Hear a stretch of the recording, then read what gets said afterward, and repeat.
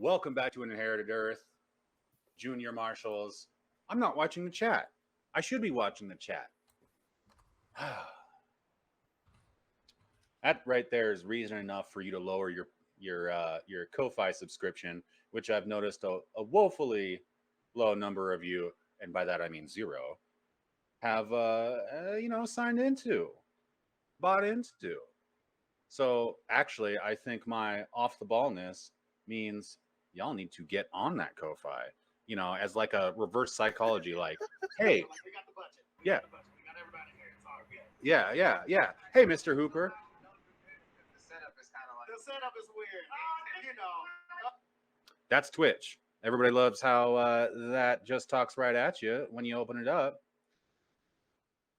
Let's get that chat open to go. In the meantime, let's get a little recap from our senior marshals, please.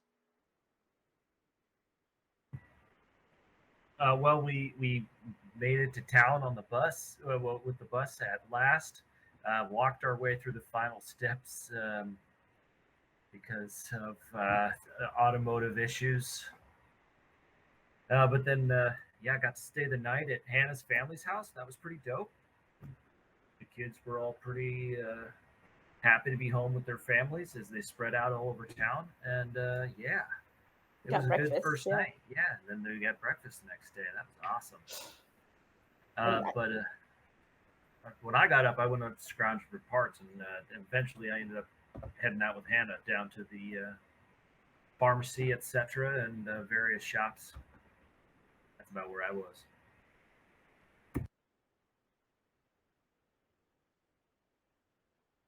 I don't think there was any deviation on my part. I think Judith was just trying to wake up. So she came downstairs and was stuffing her face, and we didn't really get a chance to interact. But I'm sure that will change.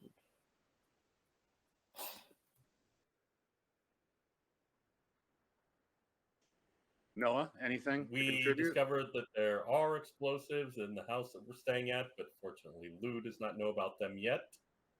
So he has not managed to blow us up yet.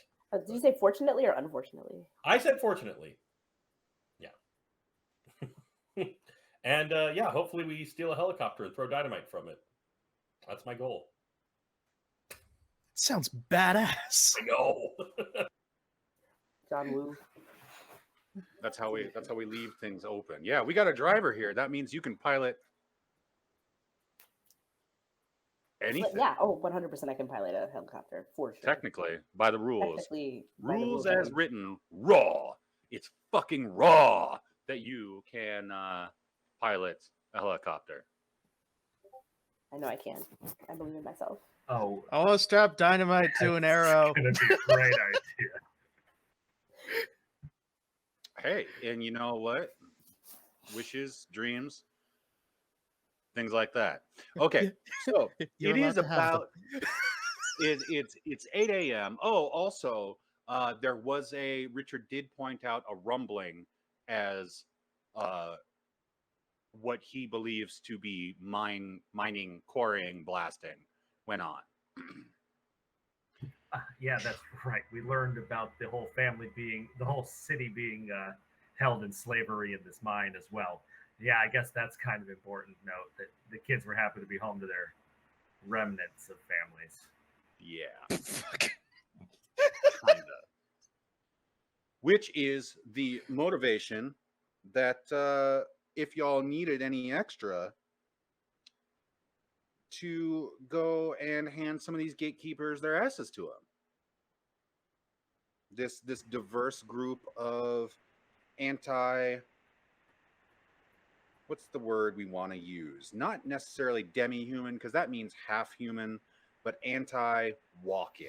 Basically anybody who isn't from Earth, these anti-walk-in bigots. It is a diverse group of bigots who all have in common that they don't like people from elsewhere. A diverse group of bigots. Diverse group of bigots. That is a fantastic phrase. Have you taken a look at the Pacific Northwest recently? Yeah. No, and I don't intend to. Well, here I am to tell you. All right, let's get in world, folks.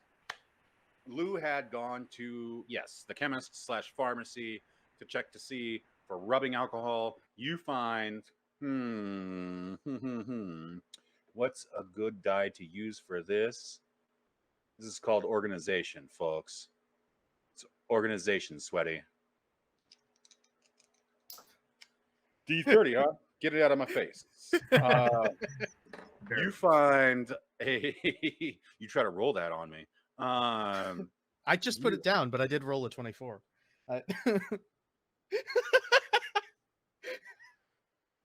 You find a dozen bottles of rubbing alcohol. Nice. It's not And be a good start. are you interested in anything else in this pharmacy? I'm gonna take as many rags as I can, like gauze, like a couple armfuls of gauze in addition. So you're taking armfuls of Like, rolls of gauze. Yeah, well, an armful of gauze and a variety of other. Okay. Here's a moment where I personally am not a chemist or an explosives expert, but I know my character is, so I assume that he could find the things that might be more relevant than gauze. I don't know. No, gauze is great for a wick, whether you're making a Molotov or whatever. Sure. Yeah. So a few of Also, those. you might end up bleeding, so that's always helpful. True. That sort of thing. All right. Yeah, I'm not so good with the medicine checks, but that's okay. Yeah, It's but I okay. might need it. We have a medic. But yeah, so I gather whatever looks relevant. Anything else that might be flammable. If there's other things at the chemist that might be flammable, there's some acids maybe that might be too much. Anything is flammable if you believe in yourself. True. Very true. Literally true. Yeah. Literally true. Can summon fire through willpower.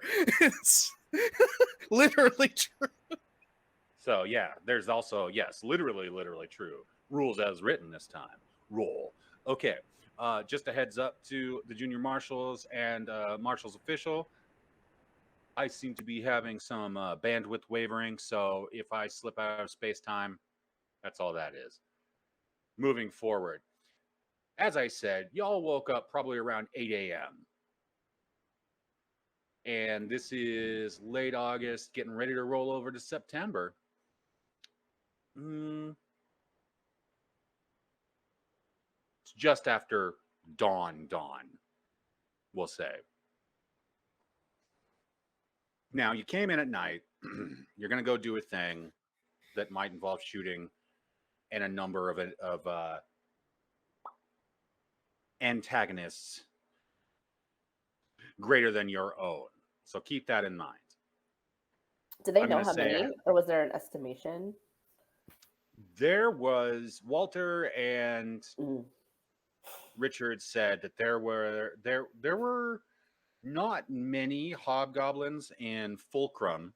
That is the little ringleaders band that were running this operation, as they are, as Markesh described a couple days back, mercenaries essentially. They're hired on to kind of bolster the ranks and organize the gatekeepers. They're hired by the gatekeepers to assist the gatekeepers. The gatekeepers, on the other hand, y'all were at Duke's Bar back in Murfreesboro. There were a couple dozen just in there. You only took out half dozen on the road, another just over a half dozen in the dinosaur fight, and now you're here, and you have to assume that there's a pretty decent staff running security at that mine. But the mercenaries aren't like true believers, right? Like I know the gatekeepers. Not that you know of. Not, and if you talk to Richard, which we'll assume you are because I am time lapsing about half an hour here. Yeah, most of them aren't. Fulcrum is kind of hard to get a bead on because he does seem to be there for fun and money, but also kind of also has a little extra weird going on. he's a true believer in something that has something to do with what he's doing, but him being a hobgoblin, probably not anti-walk-in, hate. I just, if they're mercenaries and they don't really, if they're just in it for the money, maybe they can be persuaded. Just thinking with my brain. It's a good thing to keep in mind. That is good thinking. Now, let's see here. Like I said, over that half hour while Switchback is shopping, Judith, you got up to that conversation with Walter and Richard, getting that outline. What do Noah and then Nasha get up to in that half hour? I was going to go play with horses. Okay. By which I mean familiarize myself with them. Word. Actually, yeah. Oh, go ahead. Go ahead. After being told that we were going to be riding horses, because that was the main way to get around, I will also be out making sure the horses know who I am, so it won't just kick me right away. Because I'm going. terrible animals. I'm Noah's going to be. Nasha's going to be going out to be with the horses to make sure that they will kick Noah right away. Fair, yeah, absolutely. Not hard. Just mild concussion. Yeah. Just enough for it to be funny. Yeah. Is there like a gentle horse? Do horses kick gently? They're not gentle. No, absolutely not. No. I mean, if a horse wants to hurt you, they will hurt you. If they want you to be okay, they can control that much, but no. They don't have a dimmer on the kick. That's a horse leg. And end story is never trust a horse, always avoid them forever. Yeah, no, that's absolutely the truth. Yeah, that's how I've been living my life, and it's worked out so far. Yeah, I haven't been kicked by a horse. Not once. Let's see here. Okay, so they're friendly horses. These are town horses. These horses are around town. They're around people constantly. And again, they're pretty close to draft animals. They're pretty beefy horses and they're not, my friend Flicka. They're closer to a Clydesdale type. Like I said, draft horse. I had horses for like 10 minutes in high school. I didn't have them. My family had them. They sucked. But Mongolian curly-haired horses are small draft animals, kind of beefy, through the torse. They got a strong torse, and they swole. Yeah, pretty swole. Yeah, just so kind of similar to that. They might even be kind of curly. They might be kind of cute. What's that?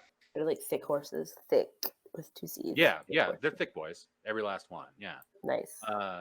Getting the visual. Yeah, they would be the cutest horse if they weren't horses. You know what I mean? Okay. Anyways, moving forward. So yeah, you do not get brained or concussed by the horses. No caved in sternums, no cracked ribs. Yeah. They even notice that you're not carrying food with you, and they give you a nice sniff and kind of a little horse cuddle. They're ready to be horse friends. Yay! Yeah. Now there are those three that are with. Oh, yeah, it is. Why? Huh. That's a hell of a thing. I don't believe I can control that at this moment. Anyway, there are those three that essentially belong to Hannah's family. You're going to need 2 more at the very least. Okay. Is there any nearby place we could go to get some, or? There are many horses. You noticed walking from Vicky to Hannah's house. So yeah, plenty of people have. Yeah, but I mean that we could have access to riding into a potentially dangerous situation. Might need to finesse that with the townsfolk. Okay. Can't I just ride on the back of one? I don't want to ride on. I don't want to drive the horse. I drive cars. I don't drive horses. Just ride on the back. Okay, Is that how that so works? again, Usually, when you're riding a horse, you're on its back. So No, I I'm don't saying like think the back. Like I'm the backseat driver. in a I knew tandem what you meant. situation. So as a driver, again, rules as written, Gordon Ramsaying this shit up. You could probably drift that horse and pit maneuver a car with it. And Yeah, but like Judith doesn't want to ride a horse. I mean, that's fine. I will Tokyo drift that horse. That's fine. if it is in Red fact a Dead horse Mongolian drifting. short or curly horse, draft horse, you'll be Mongolia drifting, but splitting hairs. That would make a good Fast and Furious movie, actually. Mongolia drift. They can go back in time and meet Genghis Khan once they've gone to space. Now who's tangenting? I'm just saying.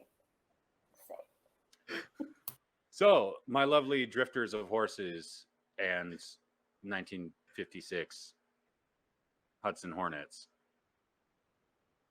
Switchback has returned to the house. What all are you guys going to do? What kind of conversation are you going to have?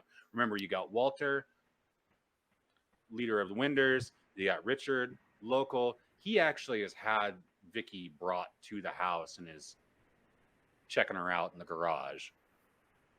And both Markesh and Keith are milling about.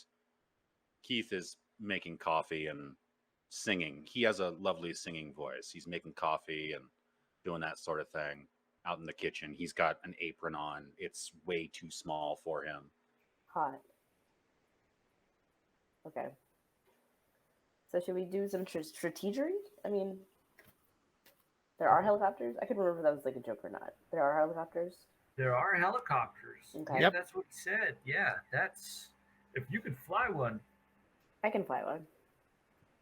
For sure. That's my That secret, could- Captain.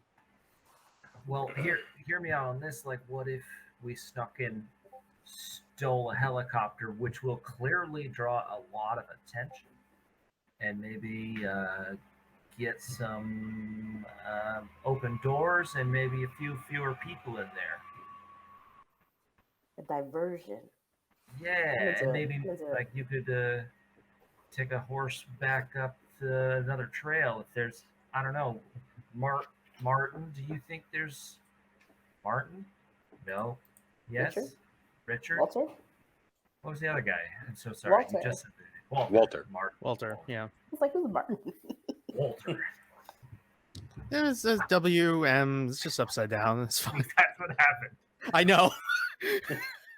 Damn it, Walter. Okay. So I asked Walter, do you know any way that could be like a landing area nearby, something that we could make sure Judith gets back to join the party? It's all quarry around there, so yeah, just set her down between hills, between piles of rock. So it's pretty open around the quarry. Yeah. And you're going to probably want to rely on those hills to cover your approach. Once you get to the pit, the mine pit, I don't really know how you're just going to stroll in. Like I always do. Well, I mean, Okay. It's worked really well so far. So this quarry is like an open mine, or is it like it is subterranean primarily? It's an open mine. There are subterranean portions. There's a specific mine shaft, the main dig for it. It's where Richard could probably tell you more. It's the local history, and if everybody's favorite guy Ted were around, he could probably spout it off. I've met the dude before. He seems to know a lot about the area. But there is a main mine shaft where apparently they used to actually pull the ore, the heavy metal ores out of. Otherwise, what they're doing there is, which has been utilized heavily since the gatekeepers got here. That seems to be what they're mainly after. They definitely wouldn't be using slave labor just to get materials for cinder blocks and concrete, I wouldn't think. Right, of course. There's the one main mine shaft. That's where they keep the staff overnight, and that's where they work them for the most part. Sorry, you said the staff, and I was like, "Oh, there's a magic staff." I understand now what you mean. Sorry. Go on, please. It's fine. Yeah, to be perfectly honest, these days, magic staffs, sure. That's where I was. But that's so. There's the area where they keep the staff. So like, how did you come back out? Like, is there a gate that is mainly access only for staff and not for tanks or whatever they got in there? Well, I didn't have to work there. I've visited before. I've been here.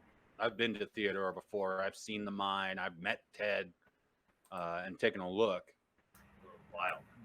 Back when it was, just a normal operation. See, this Oh, mine, Richard all the worked there.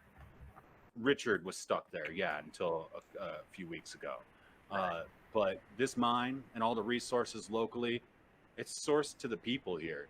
Ted doesn't take a cut. Ted, I guess he receives a cut. But I actually don't know where Ted's money comes from. I don't know where Ted gets the money to pay for resources being brought in here, but he has it.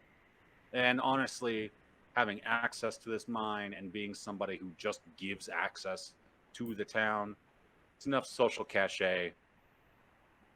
I can see a lot of people just,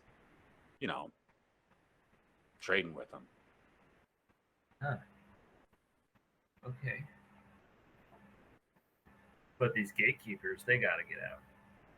They got to go. Oh, yeah. Well, okay. So, as I said, I've seen this before. I've seen the mine before. And unless something's changed significantly geographically in the area, and I don't think that that's going to be the case, what you got is, a pit mine. It's got a handful of hills in there. I want to say the pit has incline access at the east, which is going to be your nearest access. It's just an incline down to the spiraling access roads. That's nearest the town. There's a secondary to the east, or to the west, excuse me. There are 2 layers of incline road that spiral down towards the pit. The pit itself is maybe, all told, including the inclines, about half a kilometer in diameter.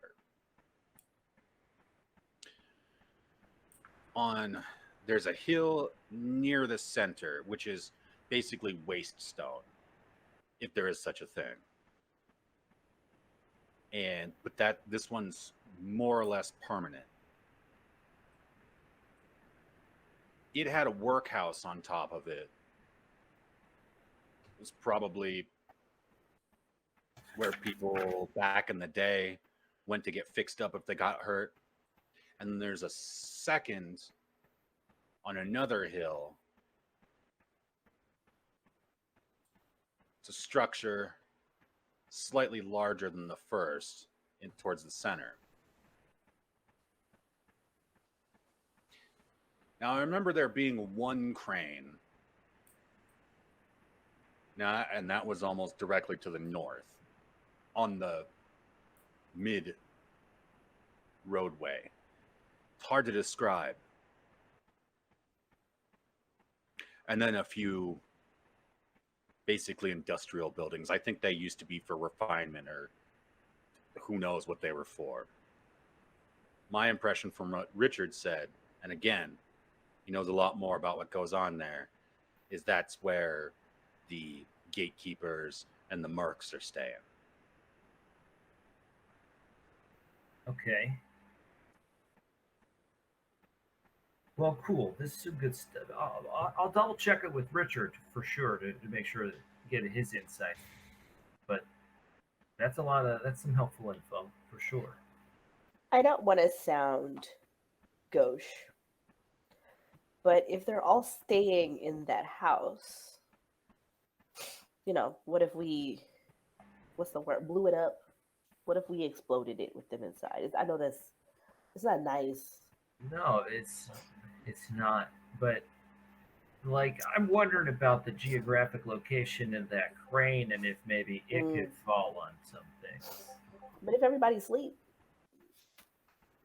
Well, we got to get in there first, I think. Like, to reconnoiter, or however you pronounce that word, to Reconnoiter. I never can get it right, so check it out. You gotta check it out. Okay, we can do that. I'm just saying, explosions. That's your thing. Like, you like explosions. yeah, I mean, I may have bought some stuff. I knew it. Well, It's okay. I found some stuff. Found, bought. It's fine. Yeah. I believe in you. Now, Okay, again, all I right. said that this is just from my original recollection. I didn't have to go there. My old wooden leg here kept me from being a viable source of slave labor, but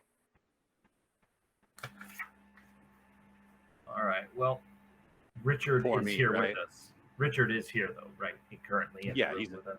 he's in the shop. Yeah. Oh, he's in the shop. Yeah. Which is not where we are. It's the attached garage shop to the house. Okay, so we could go out and talk to him. Yeah. Actually, you know what? I That just out lean of out. character gesture. I'm sorry. I lean out. I just actually hold open the door and I lean out and be like, "Hey, Richard, we're trying to come up with a plan. We could use some of your insights if you're not too elbow deep in something right now." You hear the blasting of CCR from the garage. There's no way that he can hear you from there. I'll be back. And I head out and I try and get his attention. So that's Lou headed towards the shop. Let's get to how do we want to do this? I thought we were all there. I thought we were all hanging out. Yeah, you're all in the house, but I'm just running a sequence here. Running up All the right. hill. So let's go with Nasha.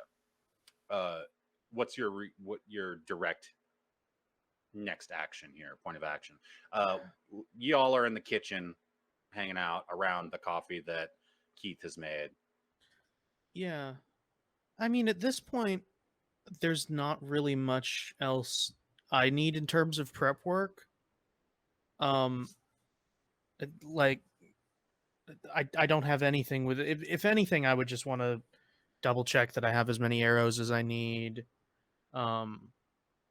Which, frankly, I don't think I do. So I would like to get more. Let's do a little retroactive metagaming. Roll me 2d10 and tell me what the number is total. What the total is. I would have to get my dice out from under my bed because I forgot to take them out earlier, so I'm going to roll them on my computer. Do You it. just had a 30-sider. Yeah, but that's two. Nice, That's nice trick, liar. 2d10. That is 10 total. 3 and a 7. Okay, you have made 10 arrows out of the materials that you found. Okay. You have already made that. You sitting around the fire at the Tuttles, maybe making a mess in the back of the car. I had the spiky things. I just didn't have the sticks. Yeah, which you did get with Tormund and Sister Hannah. No, I know. I had 6 of those. Yeah. I had 6 reeds. I had 13 spiky objects that I picked up from the ground at the Goblin Death Rally. So I didn't have enough reeds to make more. I'm gonna hand you the GM fiat cookie. There you go. You made 10. Cool. Cool. You found 2 perfectly old cured straight reeds at some point, maybe on the way from the car to here. There you That go. makes sense. Yep. That's basically all I needed to do, honestly. I mean, I've got ammo for my handgun. I haven't had to use my grappling gun yet, even though I really want to. Yeah, I'm good. If anybody was gonna do Um, reconnaissance, though, wouldn't it be Nasha? It would be, but I don't know that I would want to do that just now. I Well, would no, want to not do in that. the daytime. Yeah, exactly. I'm just So yes, reconnaissance will have to happen, but I mean, can't do it yeah. in the daytime. that in the meantime, I'd be of more use helping other people with things that they might need to do than trying to do something for myself. I am deliberately low maintenance because I'm not used to being in civilization. Well, yeah, you've got the survivor background, right? Yeah, So that all tracks with your character. I've got the Let's bruiser. see I've got here. survivor ladder. I've got the bruiser background, but Okay. Yeah, that's Pedant- right. pedantics. That's part of the crunch of Ultramodern 5e. I cannot promote or suggest that book strongly enough for people who enjoy the Dungeons and Dragons general engine, if you will, but want, I was going to say a little bit more, but it really is significantly more flexibility in terms of just gameplay options. So there's that. This has been your probably unethical shilling for today. All right. Noah, what are you getting up to? Probably double checking everything, just kind of getting preparations ready, making sure I have enough supplies, definitely have enough ammo on me. And then, yeah, just kind of going through and mentally kind of psyching myself up for it's probably going to be a pretty crazy day. And we recently fought dinosaurs, so that is saying something. You guys have had really the roughest 14 days. I do want to put this out there. Judith noticed on Twitter. I am Real Mr. Hooper on Twitter, the twitter.com, if you'd like to tell me how disorganized I am in my actual play streams, or come by and tell me how dashing and handsome I am. Let me know to tell everybody who's playing, all of our senior marshals, how delightful they are, because they are delightful. Thank you, by the way. We are nearing the end of the season, and I want to give you all a big thanks. I'll make sure to let Viv know, our absent senior marshal. But yes, our characters have experienced, all told, live, about 72 hours in the course of 8 months. So here we are. It's been 8 months. Yeah. What about- No, I'm bad at math, but our producer says Bad at that the passage of time. that we started in May. I think we started in still the winter. So No, it was April. It started was April. definitely April. April or earlier. It was April because I remember specifically. 8 months. 7 or 8, yeah. Yeah. I like that decompressed gameplay. We see. Like to infuse lots of personality in there. I do want to apologize to all the fragile constitutions here in our chat or watching, and any children. Do not follow my example. I am going to experience a fine tribally grown tobacco product at this time. I'm going to treat myself on the air. I love you all. Oh, no, looks like I'm not, because my lighter doesn't work. All right. I'm not as cool as Kevin Smith. I can't light a stove on the air. So let's see here. We have gone through you three. Let's get back to Lou. You go out to the garage. And, of course, you open the door. Door opens inward, which is appropriate. and is, wow, struck with credence. The actual bay door is open, so the entire rest of the town is experiencing credence, as they should. And you notice that along with many of the normal garage accoutrements, the engine, miniature engine cranes and that kind of thing, all the lifts and what have you, many fine red toolboxes and chests. There's a lot and tools on the wall on pegboards. There's actually a lot of what appear to be family photos and paintings, drawings, all of, again, the family.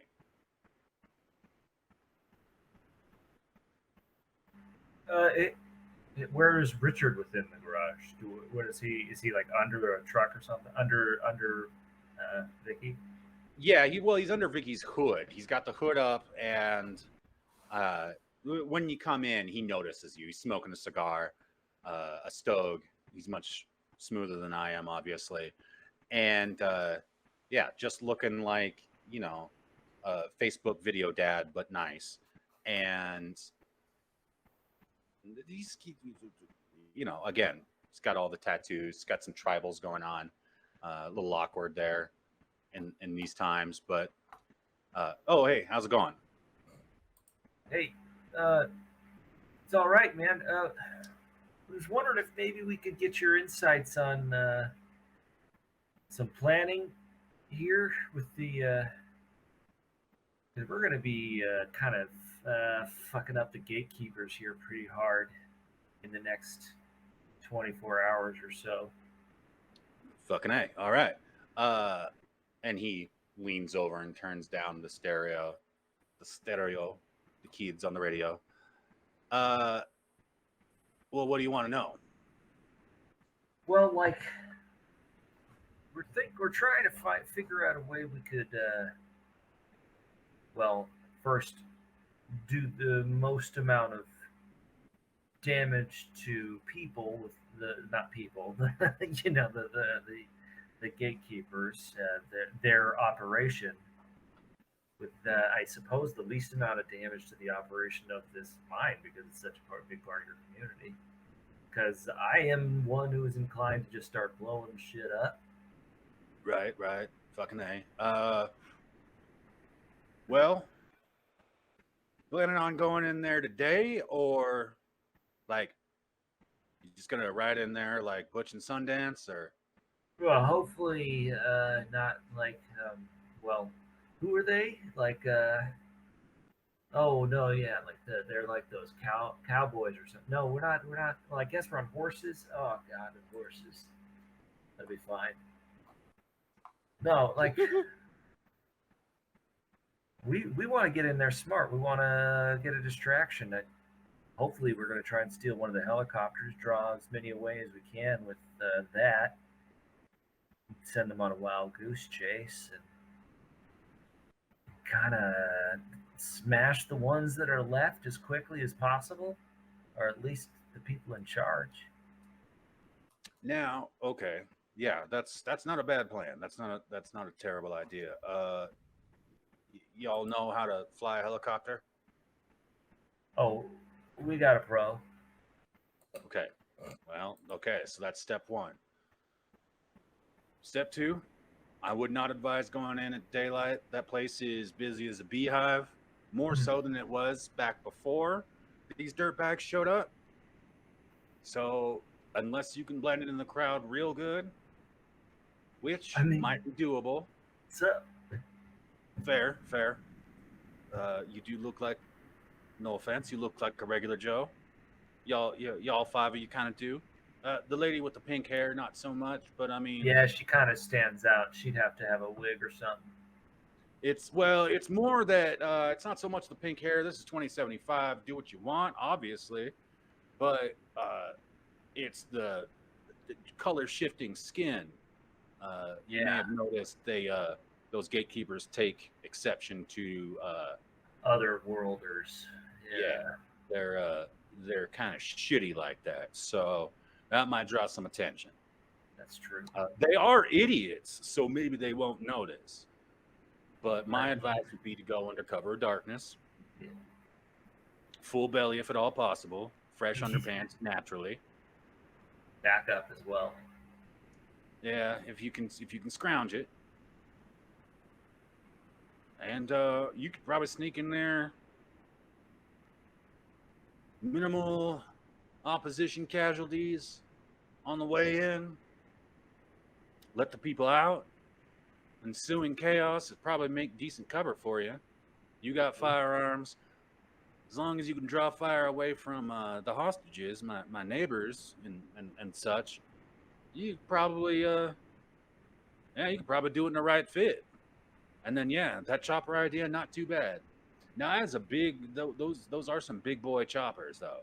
Those aren't some just tiny little Hueys. Those are full on. They can carry some freight. That's the whole point. They some of those boys, a good couple dozen of those boys, like arrived in those choppers each. So How many of the people could get out on one of those? squeeze them in.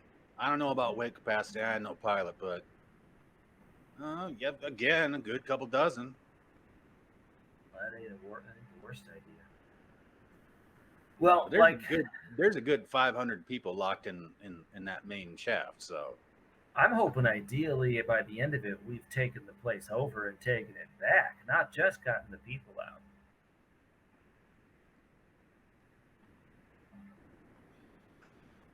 I mean, you can hope in one hand, shit in the other, and the whole thing is any plan is perfect until you make contact with the enemy. My entire suggestion here is you go in at night. Now, there were 2 choppers that I remember, but there's been plenty of incoming and outgoing flight since I've been laid up back here. There might be more than, if you got more than one pilot, then I think we only got the one pilot. okay. So that's a good. Fake it to get it off the ground, maybe, but that landing would be a different story. Yeah. Well, my great grandpops knew an old guy from way back in the day, and a single prop chopper. That's one thing. You can spin down, maybe not die. Dual prop, that's a lot of weight. That's like dropping a steel buffalo out of the sky with all your important bits and pieces in it. Oh, I'll be sure to let you know. She's a pro. So be careful. Do you know the layout? Well, we got a rough idea. There's both the east and west side of the big main pit. There's long, wide, zigzagging road approach going down, right, to the pit. That's not so much a zigzag as dual spirals. It's like it used to be kind of nice. It was like, oh God, it's just a nice little stroll in there. See, we weren't pressed, to do the work. We could go in there at night, we could go in there at day, we could go in there whenever we want to do our work. It's our stuff. Ted was real keen like that, but now it's like a spiral into hell. Right. Well, dang, There are a couple of approaches. There's coming from here that cuts across the spirals. That allows you to just go straight into the pit if you're daring. There's that one on our side, and then on the west side, there's another one of those. And then the others just kind of funnel down in there. Yeah. There's a few guardhouses. They made us build a couple. There's the old office on against one wall of the quarry near the shaft entrance. There's the refinery or industrial building against the west wall. And then they set up some guardhouses near one of the approaches, the southern approach, which doesn't have a direct incline, but it has a direct incline at the bottom. Oof. But then it loops back around. I know it's maze-like. I grew up with it. Yeah. Been playing around in that place since I was 12, and working there off and on since I was 18 to get materials, sell it off, get some beautiful car parts, and clunk closes Vicky's hood. I would love to be able to do that again, especially for this old girl. Pats her on the hood. Well, here's hoping. Uh, yeah. Well, I'm we going to got- tell you one good thing about the Apocalypse is it did bring back the classic designs. Look at the curves on this thing. Look at this beautiful piece of machinery. I she don't- is a classic. I can't turn down the idea of a hover car. I can't turn the jet bike. But there's something about this. Something about a classical, roadworthy beauty like this. Just warms the cockles of my old heart. Yeah. It's pretty sweet. Hey, how often do you think they come to town of their own volition, gatekeepers of any kind? Oh, on the daily, usually around noon. Around noon. What are they looking for? I like to roll in, see if they can scrounge up any more able-bodied looking. They're idiots. I don't know if their whole idea is like on Monday, a 10-year-old is a little skinny one, and on Tuesday, a 10-year-old can suddenly swing a pickaxe like a seasoned pro, but or work, machinery, but or maybe they just like to come into town and act like dickheads. I'm fairly sure that's actually their whole goal. Well, that sounds like a pretty damn good way inside. Yeah. If only we could Yes. get the guns and stuff inside too, I guess. I'll Well- talk to the group and see what they think. Y'all are the professionals. One thing I can tell you is those gatekeepers aren't really sending their best. So, Okay, good to know. Well, if you think of anything else, Richard, that might be pertinent, let me know. Like, we'll just be inside hashing out a plan. But thanks, man. I think that's gonna be it's gonna be a lot of good help. yeah, no problem. I'm sorry if my arm wasn't all jacked up. I'd run in there with you and throw some hands. Hey, you know what? I think that's all right. We got some hands thrown to do our own selves. All right. Make a perception check real quick. 10. Cool. Again, family paintings on the wall. And then you go in. All right. Let's come back to Judith. Did we get all that information? I Has it can been come relayed? back in and relay all that information. Yeah, that's what I do. I come back Okay, in, I thank relay you. all that as much as I can, and I say, like, some of us might be able to get in just by looking able-bodied in town around noon. But that might not guarantee that we have weapons with us. I mean, because you could sneak in. I mean, not sneak in. You could go in, do some manual labor, and like kind of see what's up, and see like where the people are. Kind of like have some conversations, like suss out the situation, and then like dip out some kind of way, or escape when, with the helicopter. Yeah, Or we one could- could. There's not a good way to get the weapons off the helicopter to you. Like it would just be like Operation Dumbo Drop, which is not like. Well, it's not the worst idea either. Yeah, but Like- like if it's falling from super high, you don't want to get hoisted on your own petard. Wait, okay. Maybe it was the magic mushroom coffee I drank earlier today, but I didn't. So- He didn't. That was not in character. He says that as a joke, but he didn't. He knows people's perception of him. What if like we used the time to get in get the helicopter, come out here, get all of our stuff, go back in, drop in just after they've followed us out, and go in guns blazing. I don't know if they'll like. Too many variables there. That might be too reckless. I mean, obviously we don't mind reckless, but like, True. because I don't know, like the worry with that, right? Because they may not be able to catch us with a helicopter. The worry is that they'll retaliate against like the people that are there.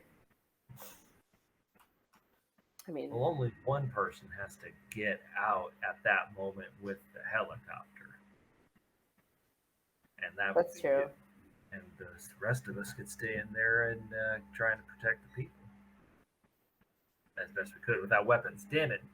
Keep doing that. I mean, there's like weapons in there though. Like, aren't there like, okay, I don't mind anything, but aren't there like pickaxes or something? Like, good fashion weapons. Pickaxes are pretty close to hammers. Yeah. Call back. I'm in the room for this, yeah? Yeah. Yeah, we're all together. Okay. While y'all are having this conversation, if you are looking over, Nasha's just sitting there like snapping a fire off and on. Just like the Zippo clink clink clink clink. Yeah. Clink, clink. Except with a fireball with no apparent source. Great. And so I do want to take this moment to That's a weapon. I am a weapon. Spitball y'all are here. weapons. There's not a not deadly one of you. Mm-mm. You blasted at least one gatekeeper right off their bike. I think two. Yeah. With Yeah, guns. that was on accident. And it was with guns. We're going in without guns if we go in. I have a you notice- flamethrower in my hand. Yeah, That's but a like, weapon. do we know what kind of ore it is? Like, is there flammable? Like, what's the whole canary in the coal mine thing, right? Like, what if you could blow it up? Like, I don't know what kind of gases are down there. But You gotta be careful there. this is this town's like means of making a Yeah, living. that too. You don't want to blow up their mine. Yeah, Like yeah. I know that's weird coming out of my mouth, but like You gotta stay off that magic mushroom coffee, my guy. It's mainly and Walter pipes in. It's mainly various silica, there's copper, a few other trace metals, and of course stone, which they're using for housing. Hmm. Town's grown a fair bit over the last 50 years, but not at a huge rate. And I do want to point out at this time that the sisters are all kind of conspicuously absent from this little palaver you've got going on in the house. yeah, I don't think Lou finds that too surprising. At least I feel like they're there for the kids. They weren't there to get involved with demolishing the gatekeepers. That's kind Except of for our own adventure. Except for Hannah, who like this is her town. You'd like to think she would care, Well, or at least be involved somewhat. So it is now break time, Mystery. and we're gonna do 10 minutes as usual. Y'all feel free, if you don't have any things to take care of, to continue to formulate your plan during this time, because we are going to time lapse after the break just a little bit. Okay. Ooh. So, to any junior marshals watching, see you in 10 minutes.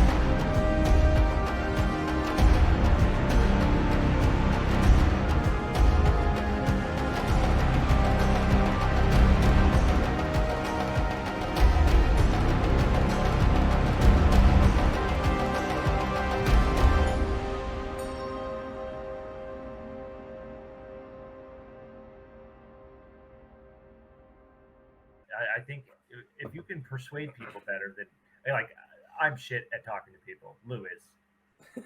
Lou can't talk to people. I'm not the greatest, but I can. Judith is really good at it, but We need you to fly. Yeah. but it sounds like everybody else can fly, so I don't know. Well, just not Lou, actually. That's what I'm saying. But That's I hilarious. think, yeah, But and you then can we'll do get cool into- shit with vehicles that others can't. Welcome back, by the way. I can't. We're in the middle of strateging. Strategery. I'm not even going to correct myself. Stratego? No, that game is not good. Literally never played that game. It's too much. Same, actually. I played Othello, which is another name for... Go. You were the lead in a Shakespeare? No, but The Moor. So proud of that one. You did it. good work. I did it. appreciate it. I appreciate it. I hate Shakespeare. I can't actually... You, get whack. off my stream. It's whack. You, He right now. talks funny. It's out. Why do you just write it in English? You got... Okay, you got one more. Keep it up. Didn't slap. All right, welcome back, Junior Marshals. If you are indeed here with us, we love you. Hearts. I'll talk shit about Shakespeare any day. I'm sorry. Yeah, you're gonna catch me actually on the stream with it, and I'm just not gonna be able to do anything about it. Thank you. Thanks for that. So, all right, y'all settle on your plan because we're about to time lapse. We're about to do the time warp. So yeah, the rough plan is we're gonna send Noah or Nasha. I think maybe you guys flip a coin to decide who goes in. Or what do we think? Do you really want to go in, Nasha, or would you? You're muted. Still muted. You're correct. I don't care. Right. Yeah, I have no extremely strong feelings one way or another. Well, you might be better at helping us sneak in. That would be the only thing I would mention, is that I feel like I might be needed to help the rest of these clods. Yeah. Then I think Noah makes sense. And also I'm of more use from a distance. Right. I am a sniper. True. So yeah, that's the plan. We'll have Noah sneak in during the day, during the roundup, and the rest of us will sneak in tonight and help them escape. You got to tell them we're out of there. Yep. And I'm gonna fly a helicopter that I've confidently said I could do. A big one, not just a little one. It's fine. I Not don't just a think there's Huey. much difference. Well, if it has 2 rotors versus 1, Yes. I'm the expert. Okay, don't. Mm-mm. There is a fairly significant mass difference between a Yeah. Huey and a Chinook. I know, that's why I said it. Yeah. Actually, not knowing anything about aviation of any sort, really, on a practical level, feel like a Chinook should be easier to fly than a single rotor, but that's me. And I like only fly planes. I don't know. and we learned a new thing about Mur today.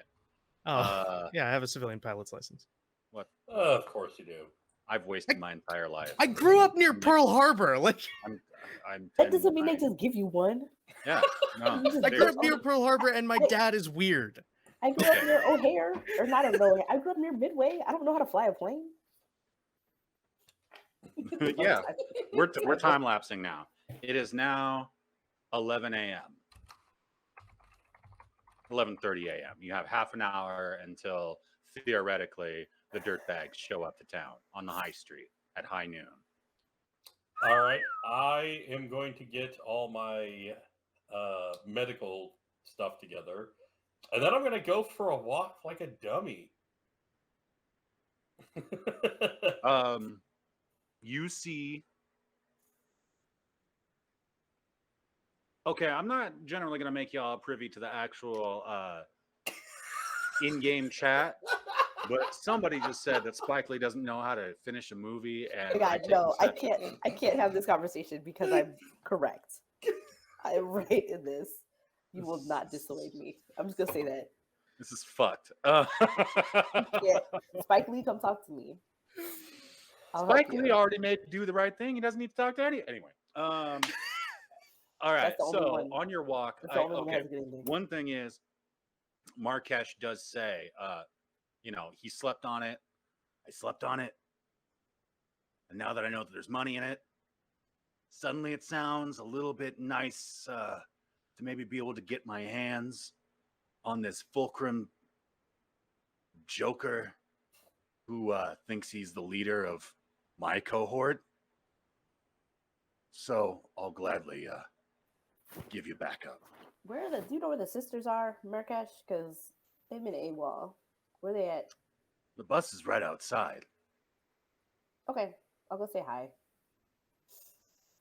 And Keith also, as a colleague, fellow marshal, senior member, in standing, it would only be right for me to go along. After all, 7's better than 5. Not if you're trying to be stealthy. Fair enough. But while I am a fairly large individual, I am very light on my feet. A fabulous dancer. Oh, interesting. Do you tango? Jesus is like, I can't do this right now. Everyone in the room just sweating buckets, just like, jeez. And of course, Keith has found the proper up cappuccino mug and is daintily holding it with a giant pinky out, mildly, short clawed pinky. So, do you tango? One of those right there. Marrakesh and Nasha are probably standing next to each other, trying not to drool. Yeah, Markesh just straight up a Yeah. lip bite. Oh God. Yeah. Okay. So you go out to the bus, huh? Yeah, I'm gonna go see what's going on. What are they up to? They missed all the strategery. Sister Celine is still in her semi-tactical gear, leaning against the bus, sharpening a knife, looking kind of sullen. Hey, Sister Celine, we were in there planning to do the do. Are you guys gonna involve yourselves, or? I mean, there's no pressure, I guess. Just professional curiosity, as it were. And with a voice that's much less saccharine than her, it's less Dolly Parton and more Reba. Yeah, we all agreed. Well, 3 of us did, that we were going to help you out. But Sister Superior decided that we're not allowed. Did she give a reason? Not that I'm trying to tell her how to be Sister Superior. I'm just, curious. Nosy. She says that's not our job. Our job is to stay here with these kids and keep them safe and provide some protection for the town if whatever y'all do goes south and there's some measure of retaliation. I said that if we all went together and did this right, there wouldn't be anybody left to retaliate. But much as I don't appreciate it,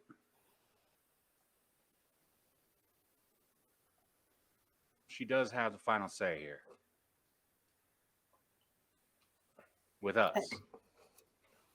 Can I talk to her? Is she around? Yeah, just go knock. I go This will knock. go well. I go knock. This is the charisma character, by the way. So actually, it could. If I'm gonna do it, that was the time. Yeah. Don't doubt me. Okay, I can fly a helicopter. Yeah. I just And found out. so, yeah, door opens, and it's Sister Gracia. It's Sister Superior. Ms. Jamerson, Miss Sister Superior. Uh, please call me Gracia. okay, Gracia. You know, we've been on the road together for a long time. I was talking to Sister Celine. She said you guys aren't going to get involved. What's if you don't mind me asking, I know it's not really my place, but what's the motivation here? And she steps down off the bus and kind of struggles with the door a little bit because it's not meant to be open or closed from the outside. I help Closes- her though. Okay, she's Yeah. got it. And kind of walks, come on, and walks towards the back of the house. Okay. And I she also starts, walk to the back of the house. she starts speaking, and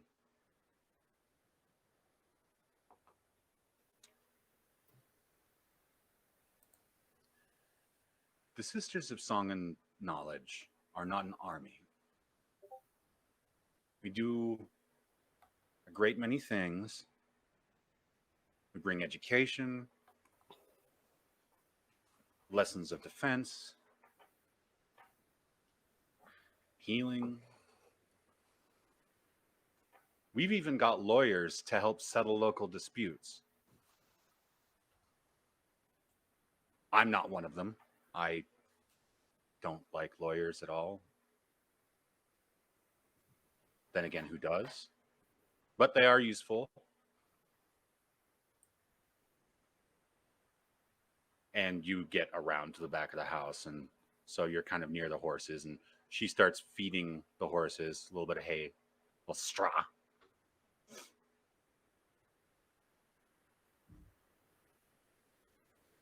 I am the Sister Superior. These three are my family. And not only that, but they're all three of them experts in some important field or another. I'm not saying that they're more valuable than you are to the world, but these are my sisters.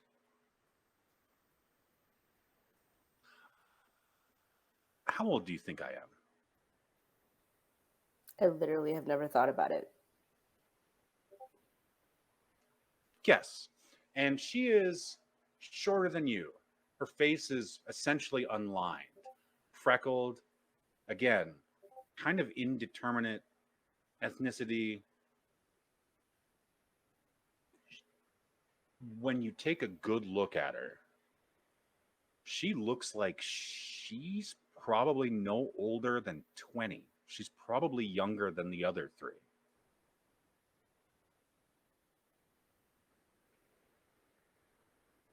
I feel like it's a trap, Sister Superior, but I'll That's fair. guess. I'll guess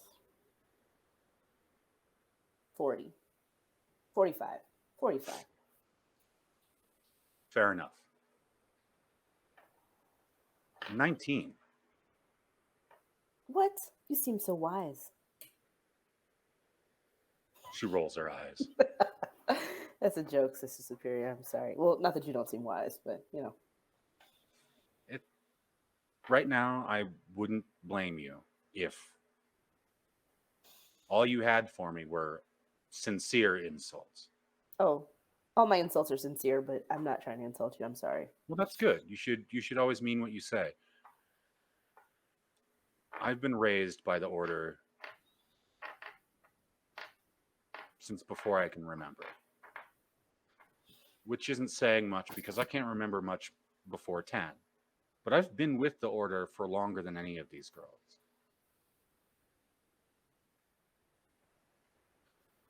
And while the sisters back home were lovely teachers, these three are my family. Celine and Maisie, soon enough, will go on their own pilgrimage to who knows where to start their own chapter. Myself and Hannah will stay here. I already know I'm saying goodbye to two of them. But there's a difference between saying goodbye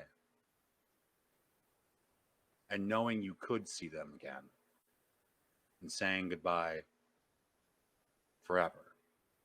And if I send them with you into that pit, I might be saying goodbye forever.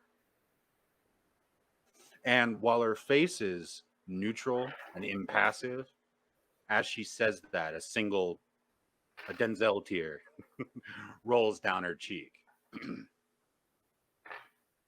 I lost my family before I can remember having them. And the world is, depending on who you talk to, broken. I have two things. I have my charge, and I have my sisters. And I'm terribly sorry to be selfish. But I can't send them with you.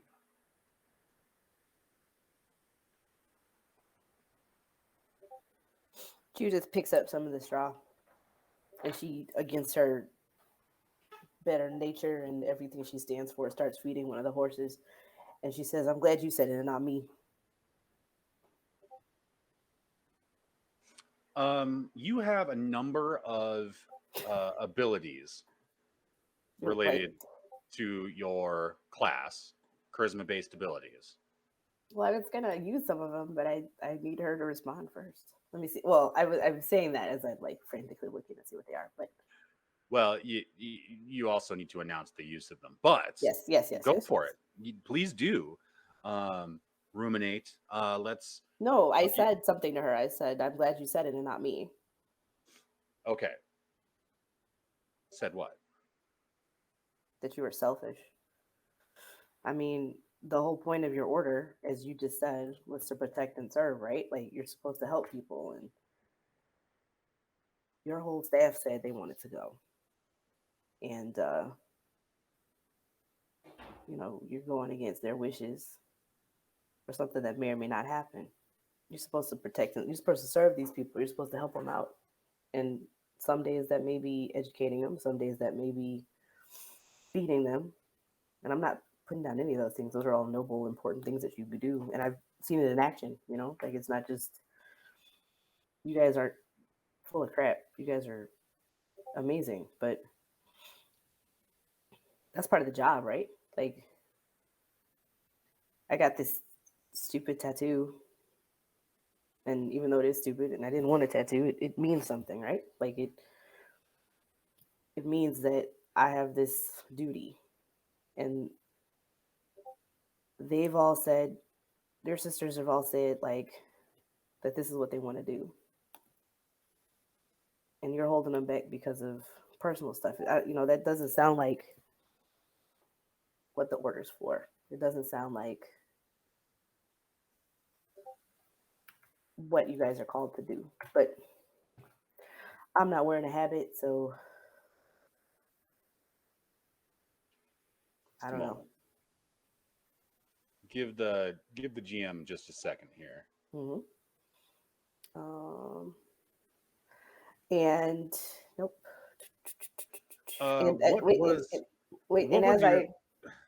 What was your class again?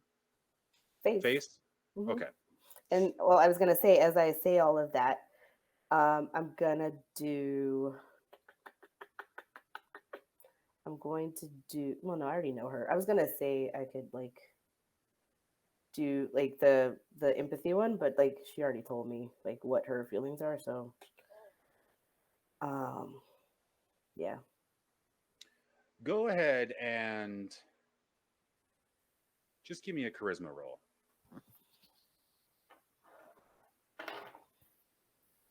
I think it's using my pretty dice. Oh, Motherfucker. 4. Oh no. It'll be 7. God damn, that's bad. I gave that speech and everything.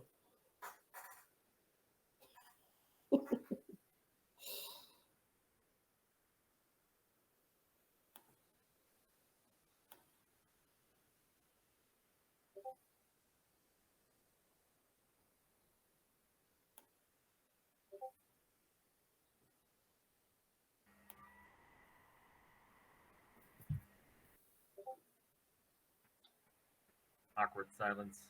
I know. Silence. I had you make the charisma roll instead of me making a charisma save. Mm. Because But it was bad, so. No, it's fine.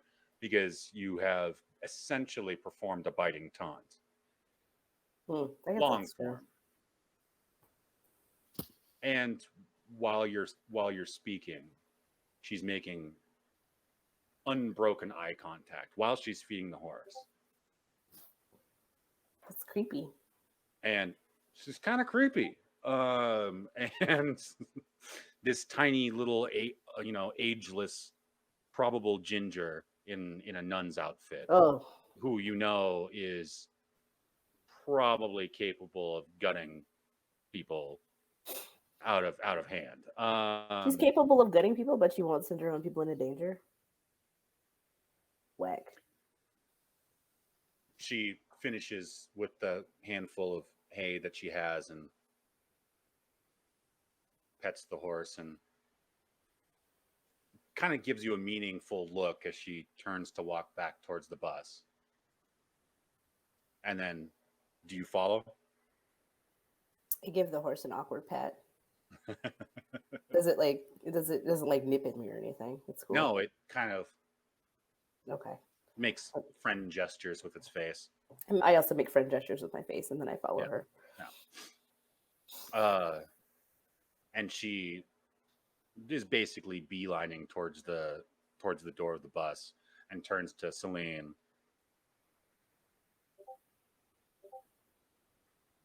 Stopping at the door. You and Maisie. You two go. And she turns to you.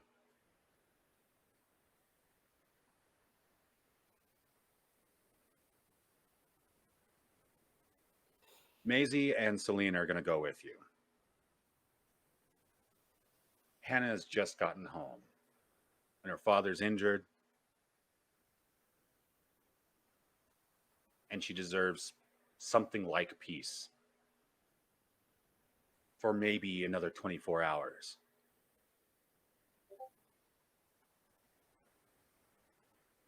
But you've got these two soldiers. You're right. And she gets back on the bus. And shortly after, Maisie comes out. Still the little buns in her hair.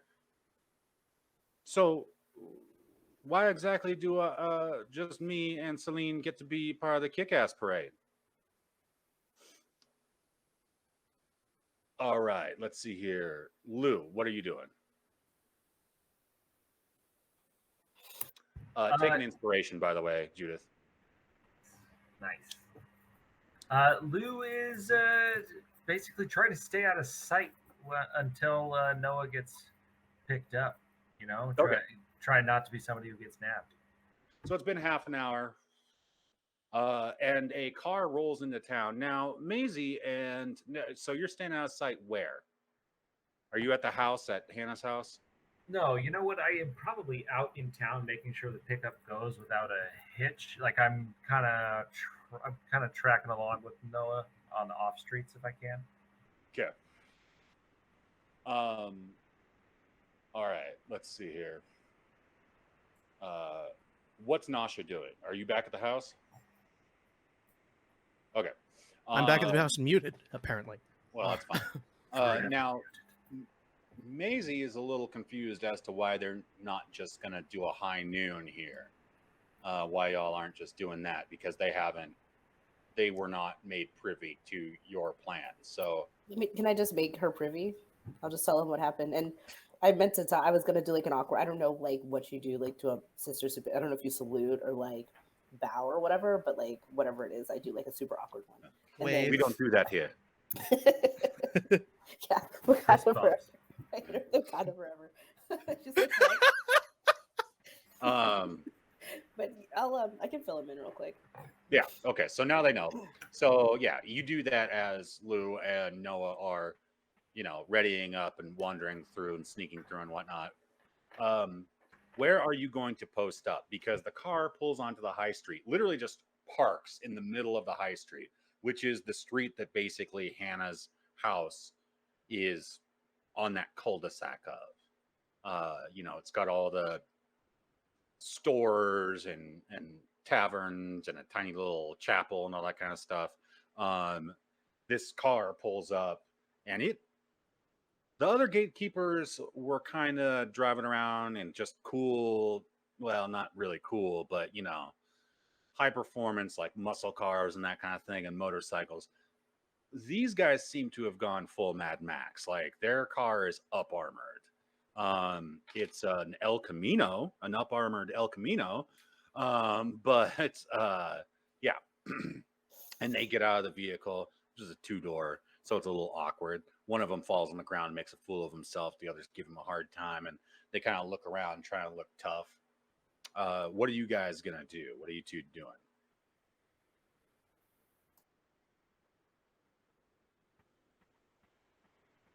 You're muted, Mike. I see that. All right, I got this. You stay hidden and don't get caught. This should be pretty easy to get captured, I would think. Yeah, man. And then, yeah, I'm just gonna stroll right on up to the car, basically. All right.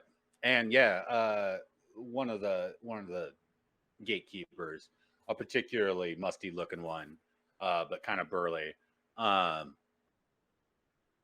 What do you want, Peckerwood? Hello, boys. I'm a traveling doctor, and I was wondering if any of you needed any of my services.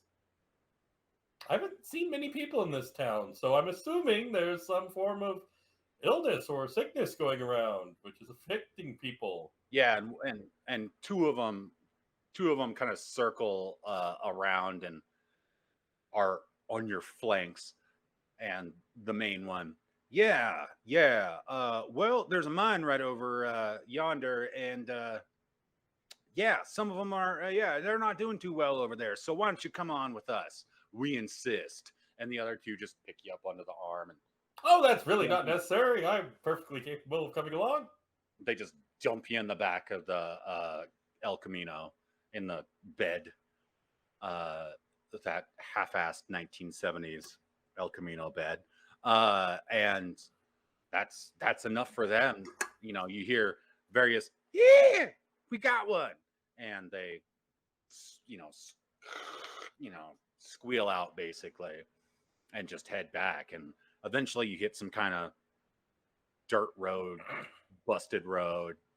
And yeah, after they're hauling ass. So after about 5 minutes, you get to the mine, and you can see between basically horizontal slats of steel on this thing, you can see as it goes through this spiral descent into the pit, which is still open air. So the sun is beating down and all that kind of thing.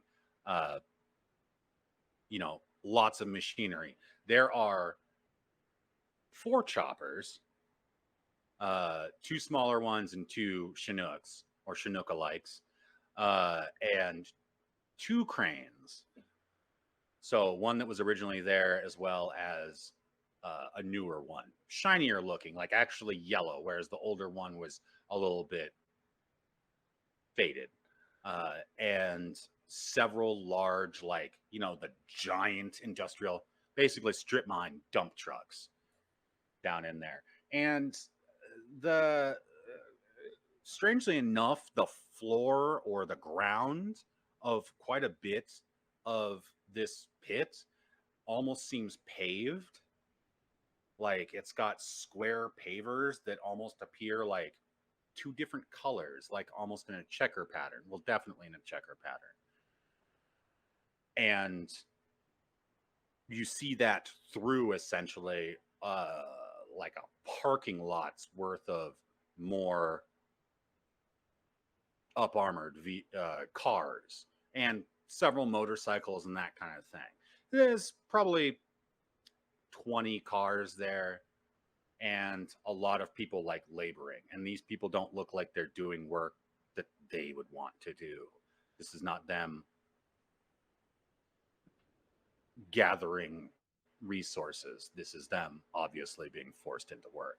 I think we've all seen Zorro or Not Walking Tall, the Rock movie where he's in the jungle, where he's in South America and there's a mine. Yeah, that one. I have absolutely not seen it. Damn it. Really fun movie. It's so good. Sean William Scott's his co-star. Yeah.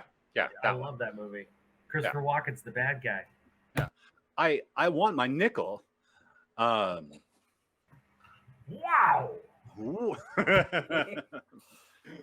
I feel like a kid who's woken up after losing a tooth. Anyway, I'm not doing my bad walking.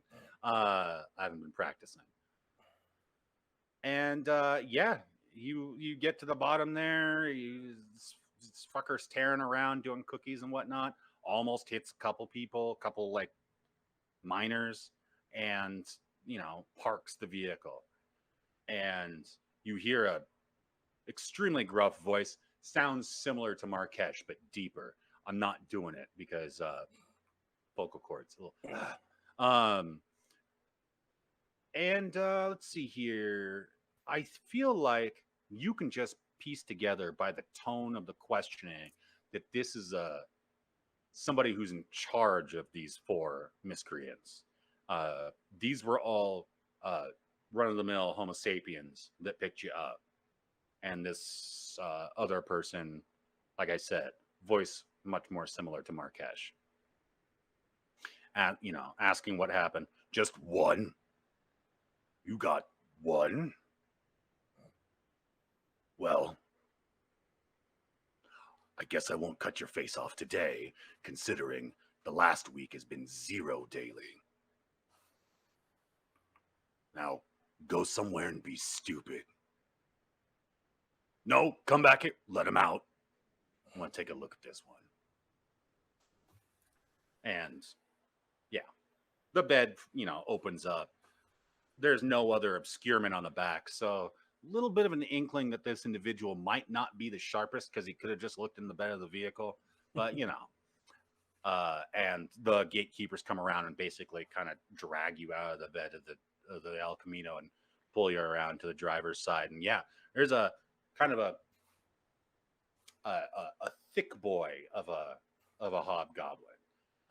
Not thick like Keith, more thick in this area, but with a lot of shoulder and kind of tree trunks for legs. So yeah, a bit of a power lifter type. And he's got various weapons and ammunition and accoutrement and a face full of piercings and ritual scarification, that sort of thing. No, the more you describe this guy, the more I think he's the vocalist in a doom metal band. Fair. I want to take a look at this one. Like, Do you folks like mining? Real mining? Like in the hills of Brazil? Yeah, and Oh, you're a little one. Well, That could be fun. Yeah. Not entirely certain I like where that's heading, but I might. Yes, but actually, my size isn't that important because I came here to be your doctor. Well, I didn't actually specifically come here, but I'm a traveling doctor, and I came to this town, and those gentlemen brought me here, and I would like to provide my services. Well, we'll see about your services. But first, The Again, tour. not certain about the phrasing and tone. And right mid-center, mid-sentence way there, he just grabs you by the top of the head. Come with me. Let me show you your new quarters. You could call it your office if you like. And leads you towards the mouth of the mine shaft. So there you go. I can't believe you're getting hazed by Nathan Explosion. It's...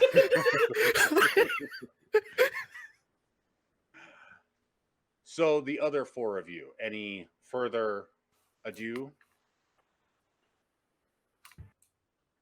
I think just gathering together, like getting all the sisters on board with what we're doing, keeping track. Did the sisters think it's a good plan? Yeah, did they? Kind of too late for that. It has to Yeah, it is too late for it. But They But they're thought like, God, terrible. they so- actually, Celine seems a little like she's trying to mentally find holes in it, but she's not saying anything out loud. You can just tell that she's calculating, she's doing the numbers basically. And Maisie thinks it's pretty clever. It's basic, but smart.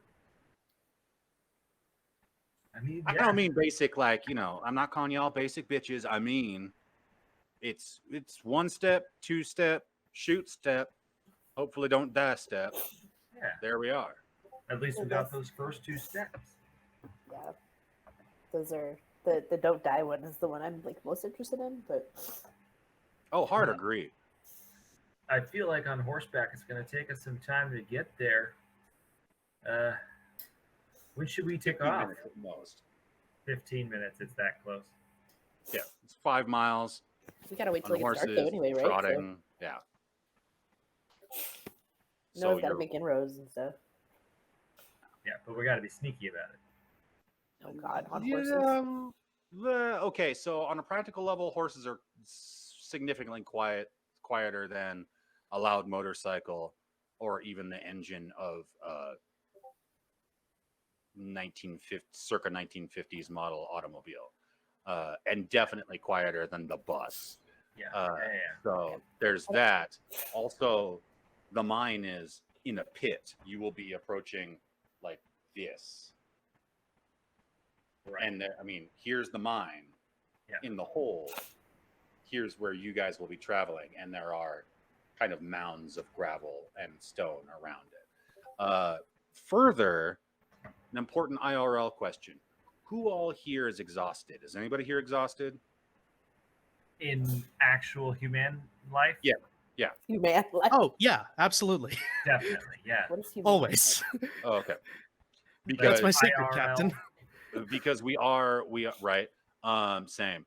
Because we are kind of approaching end time, and I would like to get to a little bit of meat, which might take a little extra time. Yeah, we're at 15 minutes. I'd like to take a little extra time if at all possible. Okay. I'm good for it. Because 15 minutes. junior marshals, those of you who are watching, I do see you, Protato. You are almost a mod, so I can't even necessarily call you a junior marshal. You're like a Middle school corporal marshal. Yeah. We are going to have we're going to have a hiatus of a week or two, and this is essentially the end game, and I would like to pick up some steam. So if you all would bear with me to get to some exciting stuff, my own cockles would glow. All right. Anything for your cockles, Hooper. That's something I just said out loud. Okay. You're not the first, and I hope you're not the last. 2020 and 2021 have been a rough one. Rough All couples. right. So, are we all good with time skipping to nighttime? Okay. It's nighttime. Right. The sun has gone down. It's coming. Real And briefly long before coat, we something. super skip, I do Mhm. kind of want to talk to a few people if I can. Sure. Kind of, like show off the arm a little bit. Be like, Mhm. hey, Yeah. notice this. This is happening. It's happening tonight. Anything you can do to help would be appreciated, but we understand if shooting starts, get low. But, also if you have a pickaxe and there's somebody nearby that's not on your side, go ahead and take a whack at them. So kind of spreading the word carefully. Word. Not making also a billboard, noticed- but... Did you find out like where the bad guy, by where Fulcrum was sleeping and stuff? Like you got to find that stuff out too. Give us the high sign. Yeah, I will be keeping an eye out for any recon details and any of that stuff as well. Okay. So give me 2 separate perception checks. Or wait, 1 perception check and 1 investigation. I feel like. All right. the same thing. Perception first. That is going to be a 17. And investigation is going to be a 5. So that one's not great. Oof. Okay. I was sorry. I don't like to set anybody up for lack of information, but here we are. Yeah. Of course, that probably comes as a surprise to you guys who've been playing this whole time, but that's how I You've feel in been my very heart. forthcoming with information. Oh, well, thank you. I think. All right. So, unfortunately, you do not suss out Fulcrum's quarters. Perception-wise, you notice immediately that a not insignificant portion of this workforce, and the ones who look the least miserable, are about 4 foot tall, kind of lizardy goat looking dudes. And they look very happy to be there. They're just doing their thing. What they don't look happy about is having to put the things that they find in buckets that are then taken away. But their work, they're on top of it. And those are the ones that are generally going into the mine shaft and coming out freely. The others, the Homo sapiens, few goblins, an orc or two, are working on exterior walls, with pickaxes and what have you. A few of them appear to be allowed to operate some of the machinery. And am I leaving anything out? At a 17, am I leaving anything out?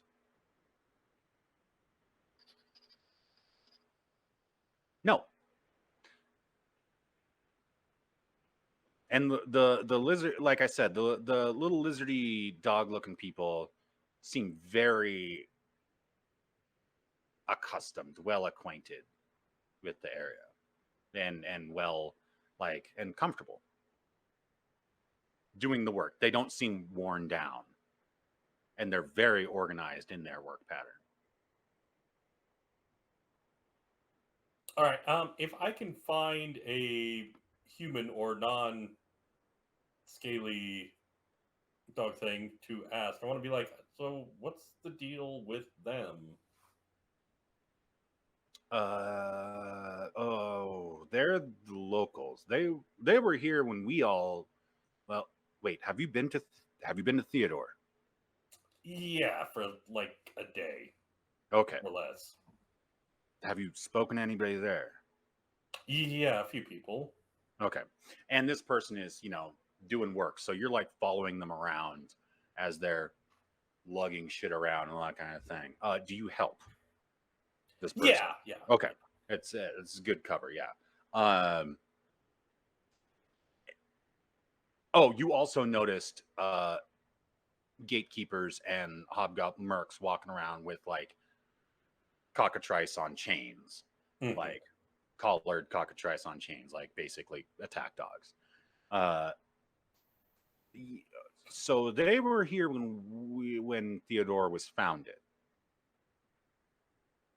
and they were already working the mine. I don't know. I think Ted struck up some kind of deal between them and the people in town. That would have been like my dad or whoever, somebody that I don't know. I did not work at this mine until these fuckers made me. So right. So basically, whose side are they on? if, say, for example, some kind of breakout was arranged for tonight, and fighting started, whose side would they take? My impression is they will likely just duck out of the fighting.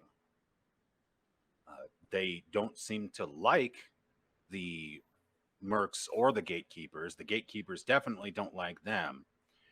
And to be honest, the fact that they're taking their goodies, strong possibility these little fellas would be more than happy to absent themselves or maybe even take up arms against them. So at the very least, they're not going to be a problem. Good to know. All right. Okay, I'm going to go try and talk with one of them then, Okay. if I can get a chance. Yeah, you walk up to one. You just kind of walk up to one that's doing its thing or follow it into the mine shaft. I'll follow it in a little bit. Yeah, I'm not going to go Okay. super far deep in. All right. So how do you approach? Hello. Ah! Do you speak English? And there's a person who says he understands it at the and then goes about their business looking miserable. All right, I'm going to look around, make sure there's no gatekeepers or mercenaries around. I'll be like, did you okay, so yip once for yes, twice for no, okay? Yeah. Excellent, I think. So did you like the way things were before the gatekeeper showed up better? Movie night. That was not what I was expecting. So do you want the gatekeepers gone?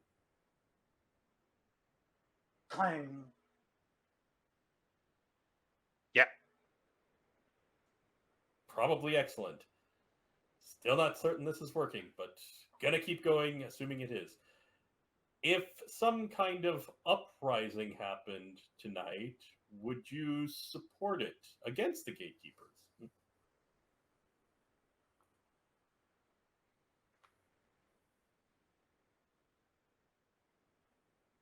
Yeah.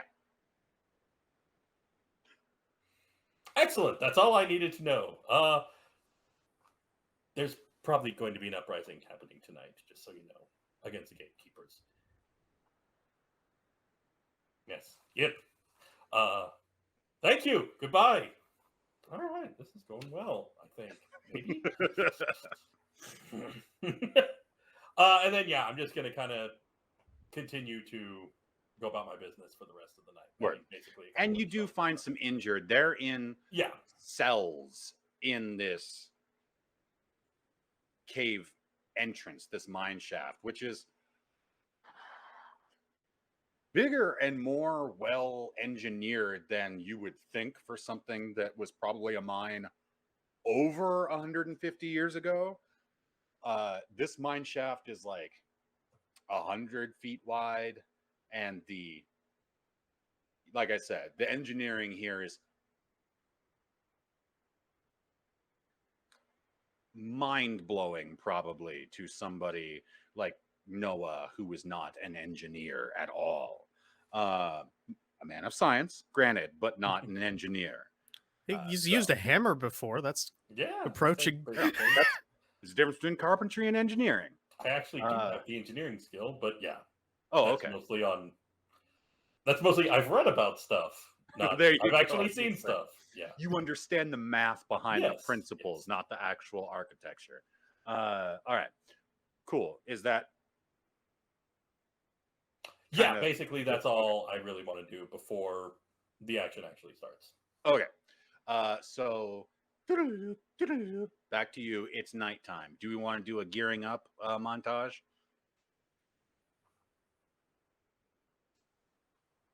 Consider it happening. Yeah. I'm Alright. loading up. Um, I'm Is it? What's the spinning my music? Is it the wheels. Final Countdown by Asia? Or is it something funny? tempting, but I'm thinking something Eye of the Tiger adjacent. Oh, okay. Fine. I was thinking short skirt, long jacket. I don't know why. It was. Okay. We're all doing our own music, and 3 different montages happening. but like cuts between us. And we're all 5 doing different. Somebody who definitely gets short skirt, long jacket is Maisie and Celine. That's fine. As they are, yeah. Celine, I did mention a long time ago that Celine had a sword at her side, even while she was, in her full nuns, Dolly Parton nun situation. And she's, one thing you see her doing is putting cotton swabs in rattling because it's kind of saber adjacent, this sword. It's very close to a saber, essentially. But she rattles the, scabbard and is putting cotton swabs in there to keep that. Now it's silent. And she's racking up all of her weaponry. She carries what did I decide she carried a pistol with? I've actually been responsible and looked and put this together. I put these characters together. But she's preparing all of her weapons. I did make this. You made this? I made this. I made this. Let's see here. Where are we at? There you are, ladies. Okay. Lou is putting together his Molotov cocktails in his montage. How many do you think I could throw together? I did get a dozen bottles of the rubbing alcohol, as you said.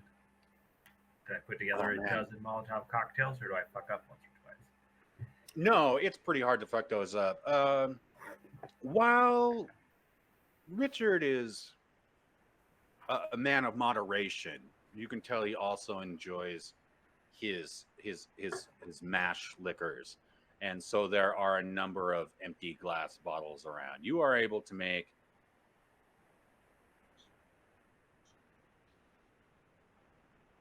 how many bottles of 12 we said? 12. You're able to make 6 total. Okay, great. Yeah. All right, then that's really the only thing I had to prep in my montage. He does a skate trick at the end of his montage. Sick. Go ahead. Sick and no. It's a sick trick. It's okay. What kind? Is it a kickflip? Yes. Okay. I Give know me. so many tricks. Give me. You mentioned it.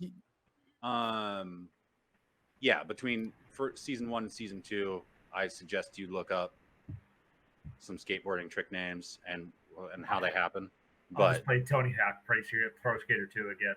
That's all I got. Well, and actually for me, it's Thrasher Skate and Destroy, but I'm fucking old. As a matter of fact, I'm proud that I even remembered that game title. You mentioned it. Excellent. That's a great way to end a gearing up montage. So go ahead, make a dex check. Not acrobatics or athletics. Yeah, acrobatics. Sure. Okay, great. 20. Not natural. I want you to take an inspiration. This is an action point. Take it. You have 3. Judith, you have 3 total. Nasha, what are you doing for your gear up? Mostly because we leveled up between the last time we fought and now. So I'm treating it like I'm still working on that. So I think mostly working on magic a little bit. All right. But also just, making sure all my arrows are set and, I've got everything, guns loaded. Okay. What's all right. Okay, so for for you, what does your magic look like? What does the fire look like? Does it take a shape? Does it have a non-standard coloration to it? What's it sound like? Yeah. It doesn't sound like anything. And that's a little bit off-putting. Because you can see flame and you would expect there to be fire there. And crackling. You would expect to hear crackling and or at least, like because there doesn't seem to be like a concrete source, you'd probably expect to hear like the but there's no source. It's just there. All right. I am converting mystical energy into fire, and there might be a sound, but it's not on the physical side of whatever. Yeah. Okay. And then I think it's showing up as sort of blue. Okay. Not like hot blue, like distinctly magic blue. But also it mostly just looks like normal fire. Okay. But every once in a while, like something ripples through it, like. Cool. All right. Thank you for that description. Take an inspiration. You now have 3, I believe. Judith, what's your montage look like?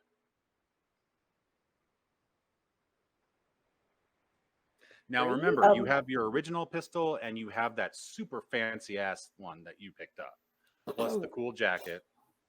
Yeah, I got all that on. I'm definitely like getting my jacket on, putting the buckles on, right? So it's like, not gonna impede my movement, but also like gonna look cool. And I have my 2 pistols. I guess I have 2 holsters, so I'll do John Woo style and just have them ready to go.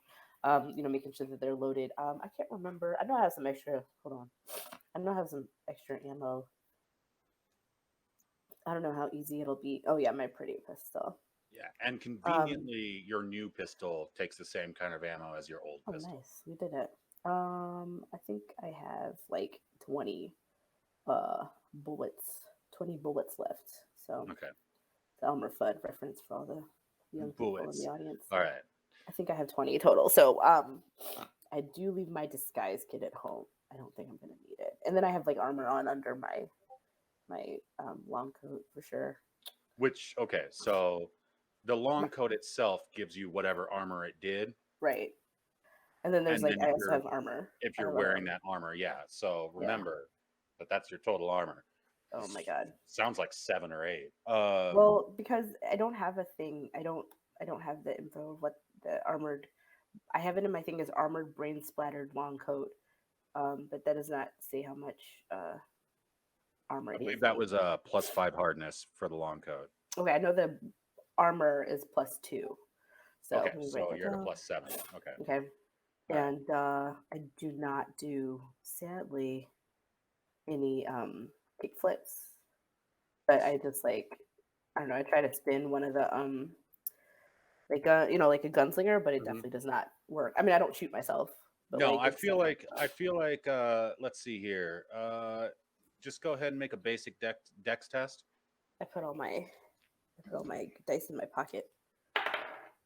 Okay, that's like not a nat 20, but it's a 20. It's a 20? A dirty 20, yeah. Okay, so coincidentally, the one that you went to spin, you go full Doc Holliday with the tiny mug. And I'm kind of like, what? Like, I'm not. I didn't really expect that to work. Yes, and you kind of feel just a little bit of something from the gun itself. Like, can I look at it again? Can I do like a? I'm putting my dice in my pocket, and then it's like, where are they? Okay. All right. I'm gonna do I guess that'd be perception. 14. I don't have any modifiers. Oh, that's good enough. It's not like Trigun, is it? It's not magic, but there's something about it. You can hold both guns, and your original gun is this. It's professional. This came out of an actual armory, because those still run, in places. This came out of this quality. It might be Remington or whatever. This one does not have a brand name. The new one does not have a brand name on it. but it's definitely it just has the feeling of a higher quality object. Like, yes, it's a cooler gun. It looks neat. It's shiny. It has, those graven inscriptions of the royal flush. Did I say royal flush or full house? Royal flush. Okay, I royal have that written flush. down. All that kind of thing. Yeah. But there's just something about it. It's vaguely meaningful. There's like an extra weight, but an extra lightness to it as well. Okay. And you think of it as a heavy iron. That's the only way you can really mentally describe this gun. It's a heavy iron, a hard caliber. Mm-hmm. All right. I'd be like, I'd say, oh, that's weird to myself, and I put it in my holster, and I'm ready to go. Yeah. And the holster that it came with, the holster that the gun belt that came off of the hobgoblin that disintegrated in the cars. So we'll pretend that this was all just blown clear of the vehicle. It's a low sling. It's a low sling holster. It's a little Han Solo Ooh, on your thigh. I'm into that.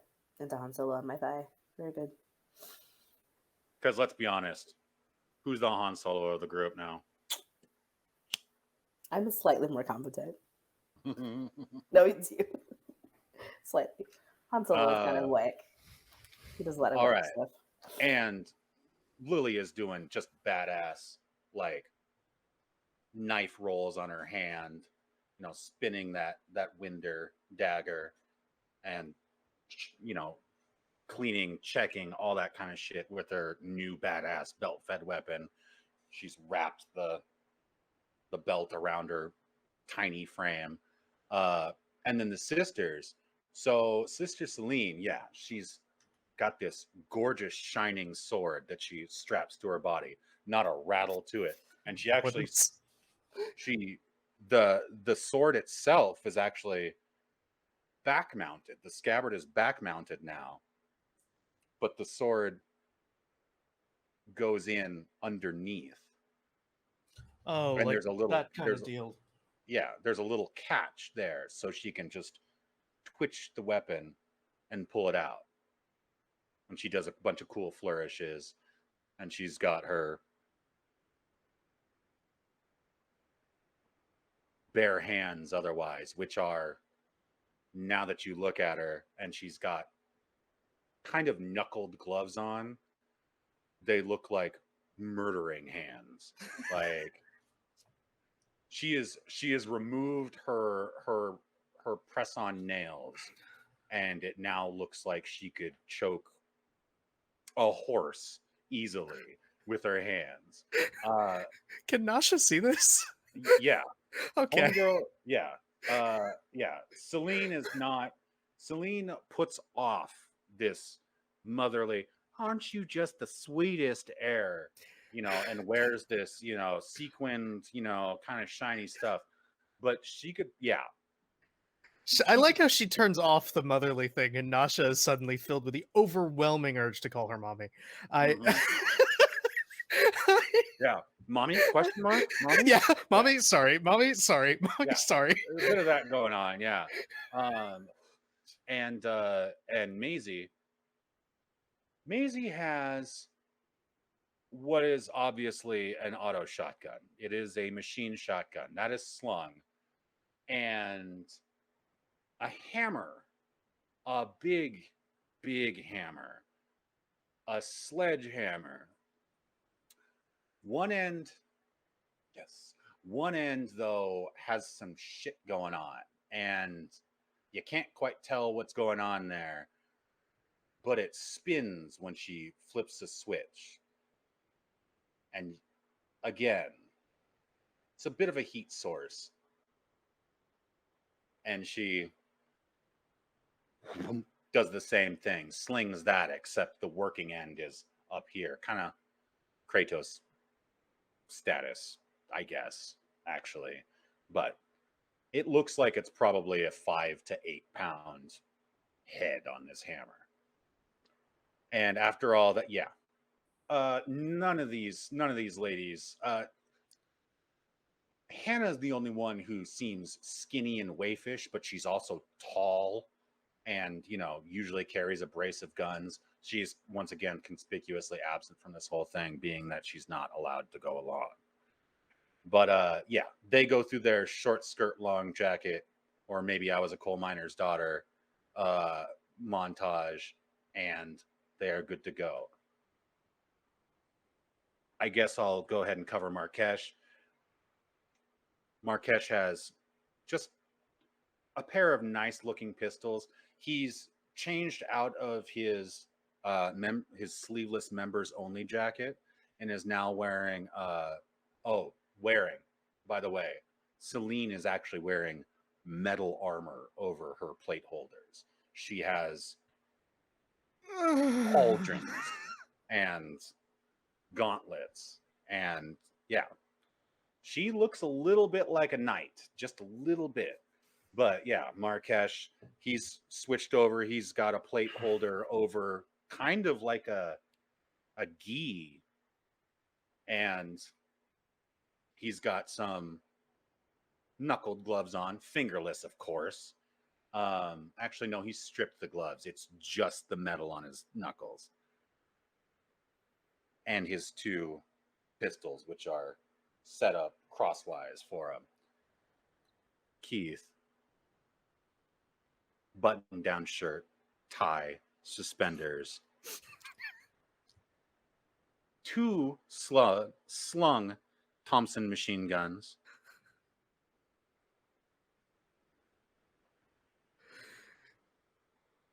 Goggles. That man is a gentleman.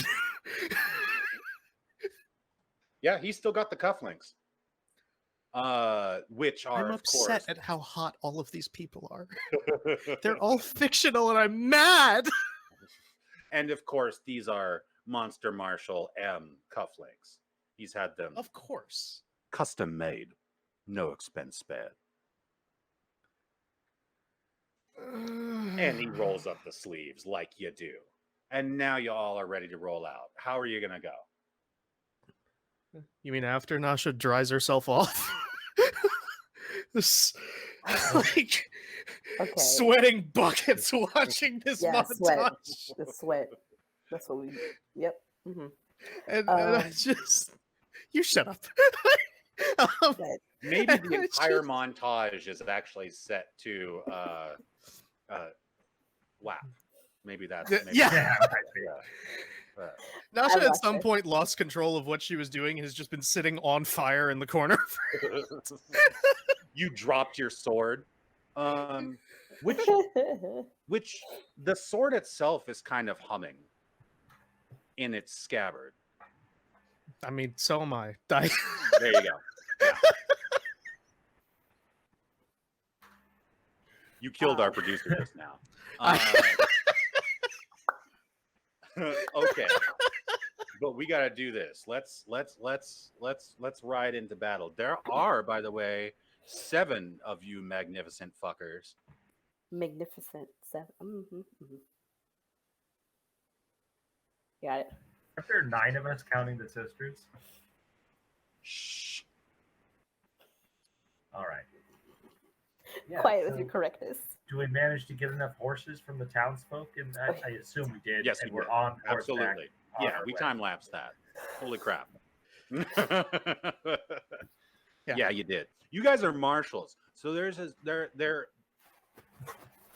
you're vaguely legendary by reputation, Okay, so they're willing not to be like, individually, oh, sure. but as marshals. Okay.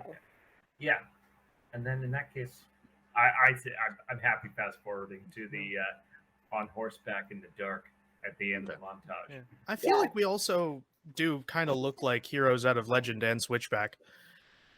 Like, Oh, Wait, Lou. Okay. Did you? I don't even remember what Lou was wearing at the beginning of the adventure, but did you bring a change of clothes? yeah, I mean, yeah, he's got some clothes. He's got some common clothes. So He's dressed. He's wearing like uh, his usual stuff, but he's got I think a Mark II ballistic armor underneath his denim vest now. Okay, so you got a denim vest over Mark II ballistic armor, over we'll say a Stussy Jinko t-shirt, jeans. What? a Stussy t-shirt. Sure, yeah, Okay, and Jinkos. and Jinkos. Yeah, no, he's too fast. He can't do that. He does not wear Jinkos. He has to run. Okay, He's got skinny pants on. skinny pants. Skinny pants. Damn. Okay, I was hoping Zubas, but all right. Tearaways. There you go. Yeah. And he's got running shorts underneath. What? No, he's got to run. No, okay. A man who can fight naked is a man who can fight under any circumstance. This is true. Probably do that. All right. So you're gonna get on horseback, and before y'all head out, you're all kind of doing this thing, and of course, fucking Keith is sitting on a horse that's almost like an ox, because what else is gonna hold him? He's a big boy. Says, "Now wait. As a senior member here, we do have to do a little thing. Y'all have already been out there, and you've already put a few men down. I can't give you a license to kill, but I can say you are sanctioned by the union to do so." We needed No. a license.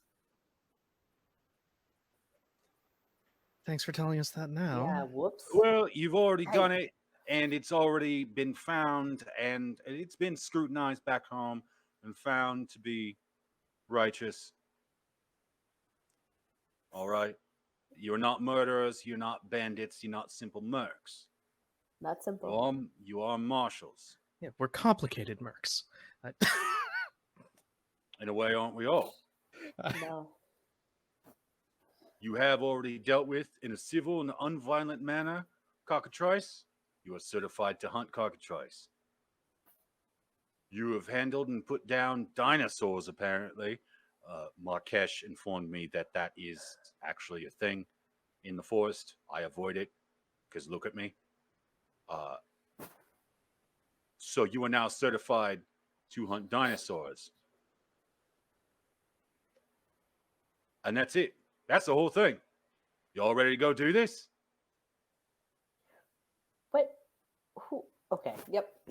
It's fine. By the power invested in me, you are marshal certified to do these three things. Let's go do a bunch of these three things. Are there Hopefully not dinosaurs in there? dinosaurs. I do not have time for this. No, there's no dinosaurs as far as I know. You Let's should go. brought it up. You brought it up. We'll have to change the plan if there's dinosaurs. I did not bring up the dinosaurs. I never want to see dinosaurs again. I haven't seen it Markesh, who's visibly struggling with this horse. There's no dinosaurs. I didn't say there were. That was him. Oh my god. I didn't say there were either. I'm sorry. I implied it. All right. It's my bad. Yeah. Anybody? Are we good? Are we good? We're good? All right. Let's go. All right. So how are you going to approach this? I am fast forwarding you to the basically the lip, the outer realm of this. You are obscured by a couple of hills, 50 feet away from, like I said, the edge of the pit. Real quick mechanic question before we potentially get into shooting people. Two things that are we can answer quick because one of them I think you already answered. right. One, there are two spells that I had the opportunity to take. One is Enchant Flame, where I can attach something to an arrow. How many arrows does that work if I use it once? Whole clip or just one? Full clip. Or Sorry, like that full was clip or Yeah. it Enchant works arrow. on a clip normally. Oh yeah. So yeah, it's the quiver, Okay. and it has a time limit. I have to assume. It normally doesn't, because if you add flame effect to your weapon, it counts as inflicting fire as well as normal damage, and increased flame damage by +2. If cast on a gun, it lasts one clip. can't be cast on energy weapons. That's the full text. If you want to put a time limit on it, by all means. I feel like you should. This game is Yeah. not built for arrows in mind. No, which is funny because they're just right in there. Who's gonna do that when you've got miniguns in the book? But Exactly. me, Me. you, yeah, yeah, a day. Okay. Yeah. And then the second one is, And just on those arrows that were Yeah. in the quiver at the time. yeah, because I consider it casting on the quiver. Mhm. Second, spell attacks range 30 feet. Does it list it? No, not that I've found.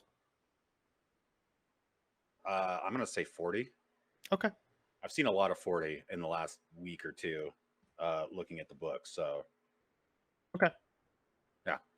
I can the little fireball that I can use as a torch. I can also throw with a spell attack modifier. It's firebolt. It's like literally firebolt. Yeah. Well, just think to the range of firebolt. Oh, that's like 60. Okay, hang on. Okay, then 60. Yeah. Shorter range than a gun by a lot, but Yeah. yeah, or an arrow, but yeah, but still firebolt. Yeah. Oh Jesus, no, it's 120. I'm just There you go. stupid. So there you go. That's fine. It's a fucking Mortal Kombat spell, man. It's like It's Go Liu Hadouken, Kang. yeah. Yeah. I don't. I would not assume that a Hadouken would stop soon.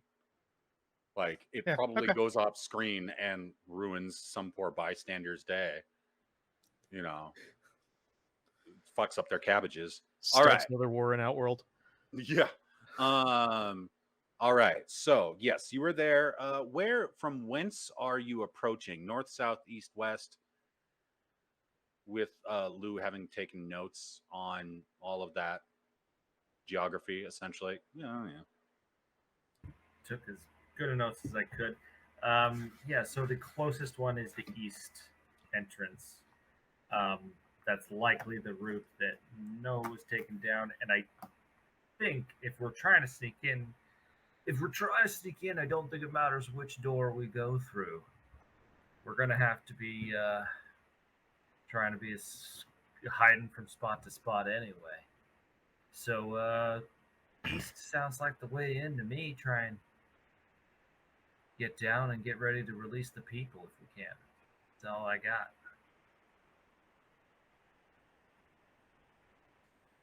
So yes, the eastern entrance into the spiral.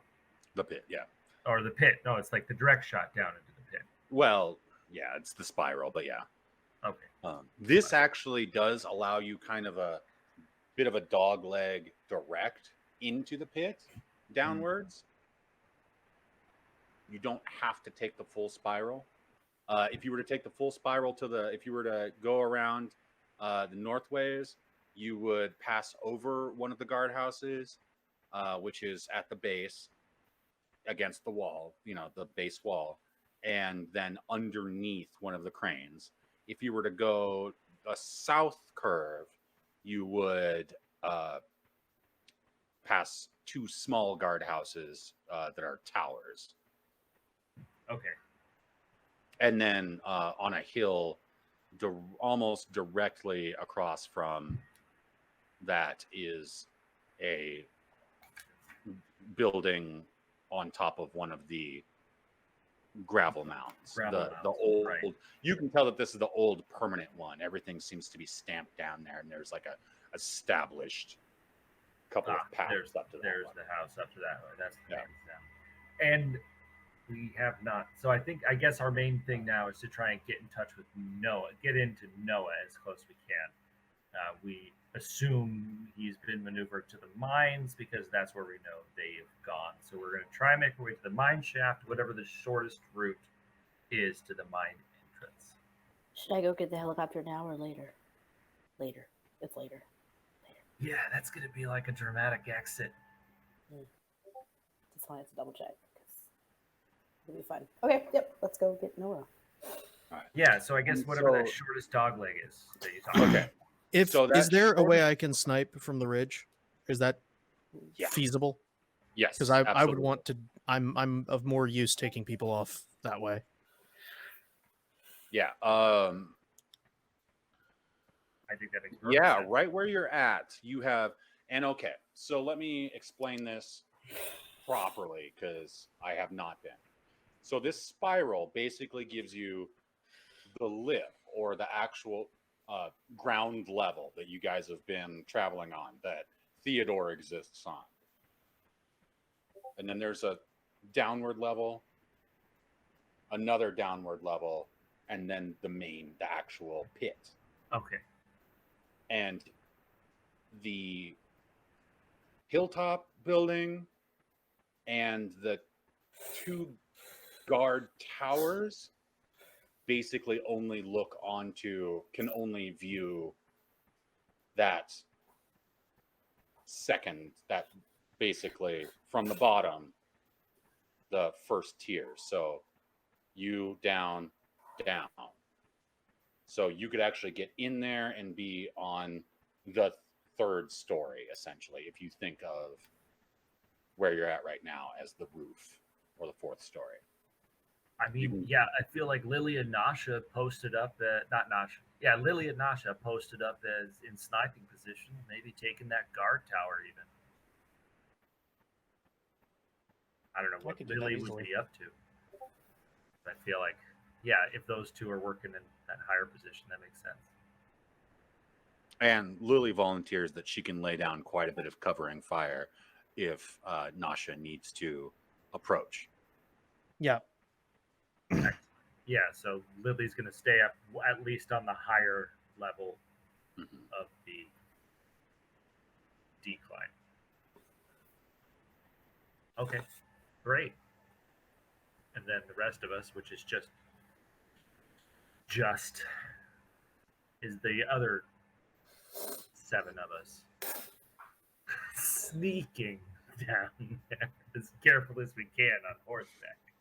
Markesh and Keith state that they will remain above for the time being and join as essentially fire support and/or direct fire disruptors once shit pops off. Are we sure we want to ride our horses down there? Like, Yeah, I was thinking we should leave them up, I guess. does it seem like it'd be very like unsteady? They're gonna miss a step and hurt themselves. Yeah. Okay. Or like a single pebble will move and they'll freak Yeah. out and toss you. Yeah. Yeah, Yeah, murder horses. just because you look funny. they're evil. All right. Yeah. Cool. So then it's just the 5 of us that are remaining. No. Judith, myself, the sisters, Oh yeah. and No, that's it then. Because Noah's already there. and Lily is posted up, and Noah's already there. Yeah. Okay. So it's just the 4 of us. Mhm. That's not You can- nearly as hard to sneak. Oh in. shit. You okay? Yeah, I just realized I can buy a whole other spell. I didn't realize I'd saved so much. I You was should just do doing that. the math. Yeah, I did. I have flamethrower now. Sick. That sound. I hope that's as metal as it sounds. Yeah, it's flamethrower. It's a 15-foot cone of flame I can shoot out of my hand. Nice. It's- Okay, and so Lou, Celine volunteers to go with you on foot, and Judith, Maisie volunteers to go to accompany you on foot. So we're gonna split up. Ooh, Well, prepare they next are time. basically going to act as your Shadow. battle buddies, one way or the other. BBs. That's cool. All right. I'll write that down. My shadow. Judith's shadow. Thank you. Yeah, absolutely. Okay.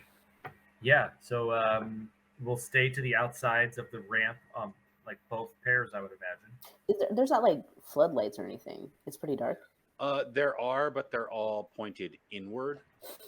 Mhm.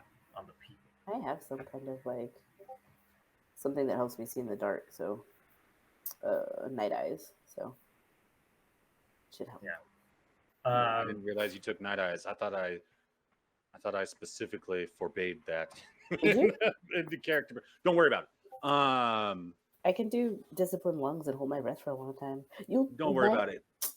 Don't Okay. don't worry about it. Well, if we do anything about that, we'll do it between seasons. Don't worry. You'll just Uh, blind me. That's cool. No. Anyway, I'm not going to. You're gonna get to keep night eyes. I'm not a monster. Again, why do I have to keep saying this? I'll take fashion sense next time and look cute the whole time. I just assumed you did. So, all right. Should have. I like fashion sense. Good That's save. it. So, get moving. Well, we're Sorry, Mr. Producer, we gotta do some killing first. For real? Let's go. Let's go. I got it. Shit. I'll admit I am waning quickly, but I am ready to blow some shit up. Okay. So get to moving. We're not in initiative order. Let's see here. I'll let to determine who goes first in our clockwise order, or well, we'll either go clockwise or counterclockwise. Lou and Judith, go ahead and roll a d20 each. 6. Okay. You're muted. I don't know what you got, Judith. 5. Yes. All right, Lou. So we are then going counterclockwise by how I read the screen here. Okay. Which will be Lou, Nasha, Judith in that order until we have to roll initiative. Go forth, Lou.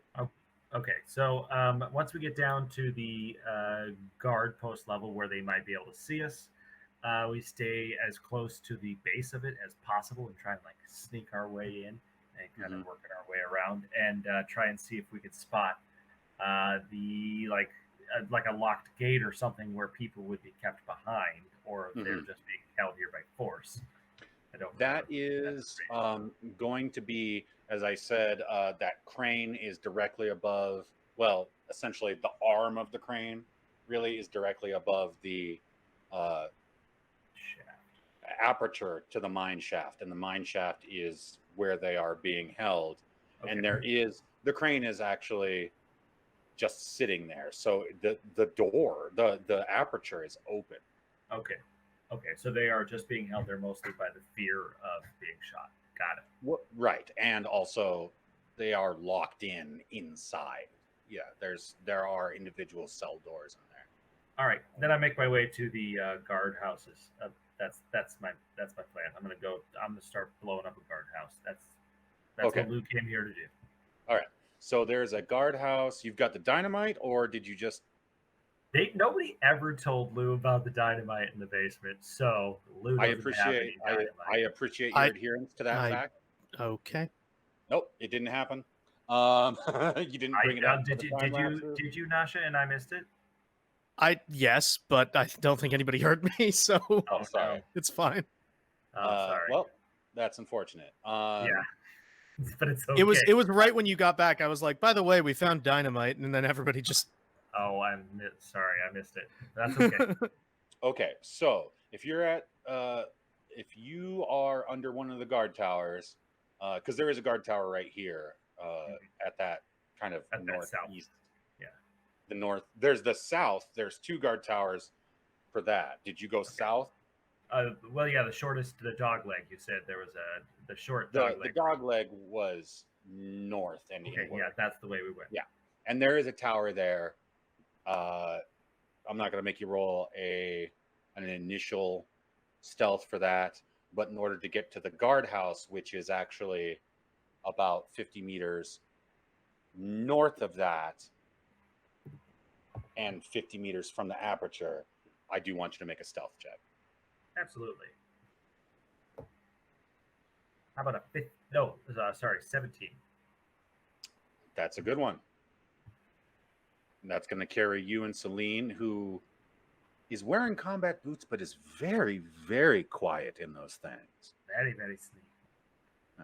And you are wending your way between a few cars, a few of those up armored vehicles. So there's a little bit of obscurement there too. Yeah. Okay. Uh, Trying to get all right. around to the back of the building, wherever there isn't a door, but hopefully a window. Okay, so that you've got two options there. You've got the side, because it is backed up against almost like a lean-to or an integral building to the side of this bowl, you know, Okay. this.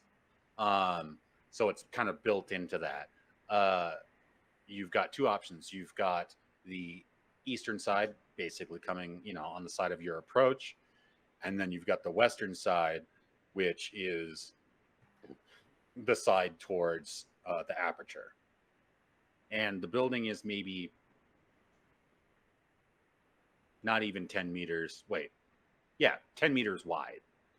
So 30 feet wide and about 15 feet deep towards the wall. Okay. Would that stealth check be enough to let me drop my bouncing Betty landmine in front of the door? Oh yeah. Okay. Then I'm gonna do that. Just set that in front of the door, and then try and get up to. Is there an open window? Can I spot an open window on the building? Yes. Yeah. There's to either side of the door, and one pointed towards the aperture, like Okay. on that wall. Then the one pointed towards the aperture, I am going to lob one of my Molotov cocktails into, and then immediately make my way to the base of that opposite guard tower, if I could. Or is that way too far away to try and make it? The opposite guard tower, the one that you just came from? Yeah, I guess so. I guess that would make sense. Yeah. Because the other guard towers are about 100 meters. Okay, so that's not my sprint right 150 now. meters. Yeah, Yeah. I'm That's trying to get those back are my to problem. They're gonna look that direction. I'm getting to the base of that guard tower. I'm probably gonna scramble up there and try and take control of the light or whatever would be there. Okay. All right. Bouncy Okay. bedded landmine in front of the door. Molotov cocktail. Run. All right. So what you get to do is you've already done a movement. You're going to throw that. You've placed that mine, and you've thrown that Molotov in there. I want you to roll an initiative. You and only you right now. That is going to be a 13 initiative. Okay.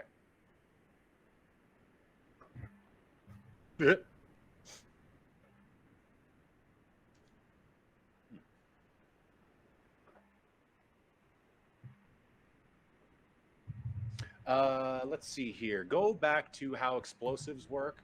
You know better than I do. I can't pull it off the top of my head. I've pulled it up a few times. They have to roll a reflex or a dexterity save for my skill check, which is a DC 15, I believe, at this point. So they have to beat my demolitions explosive attack, which is, yeah,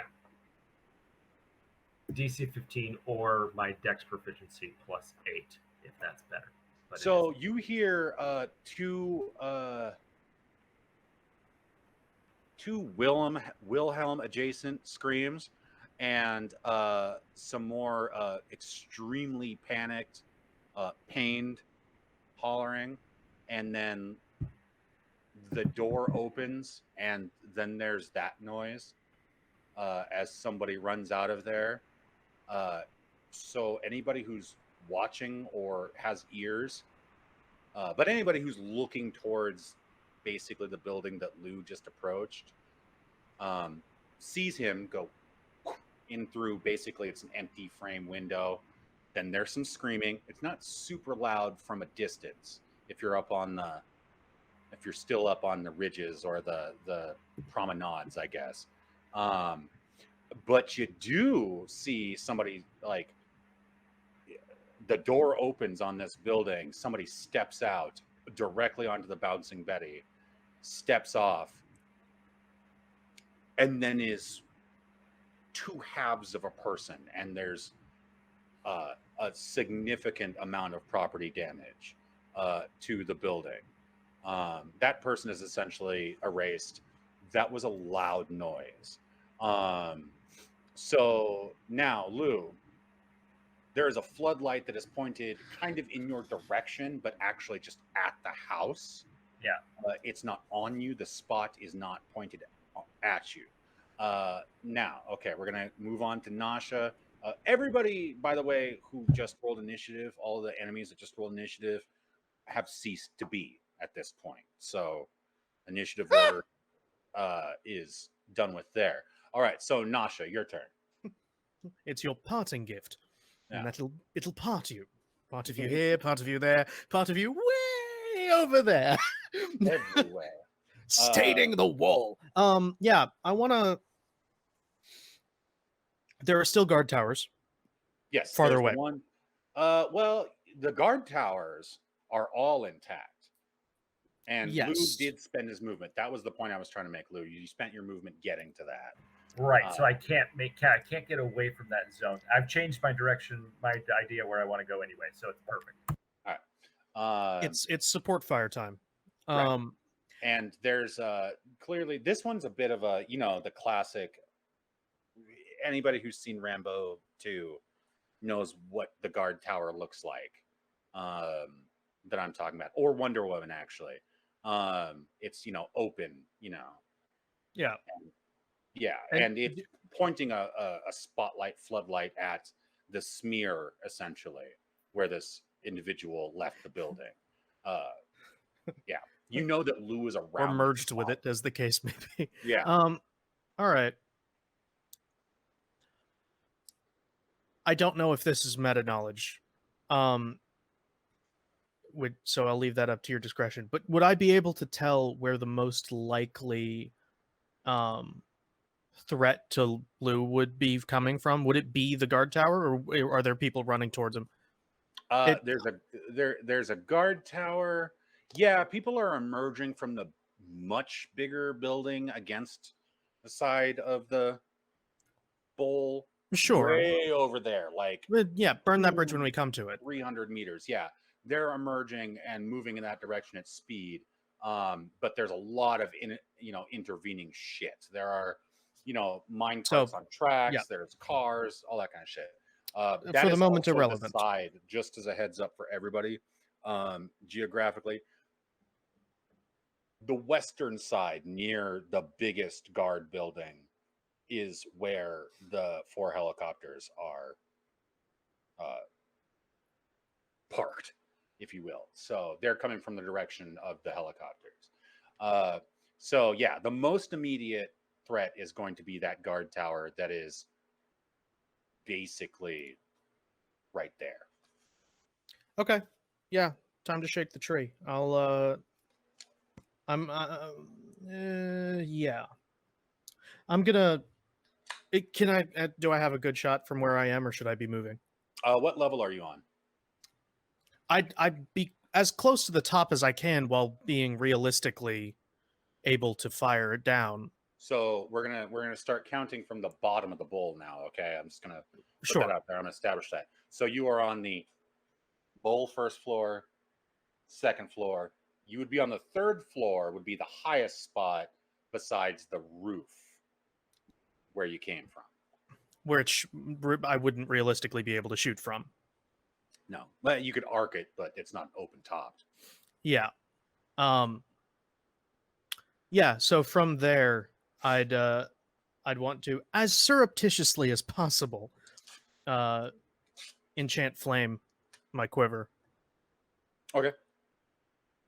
I think that's probably pretty surreptitious. It's probably a boom. Yeah, it's pretty much just like on the bowstring and just yeah.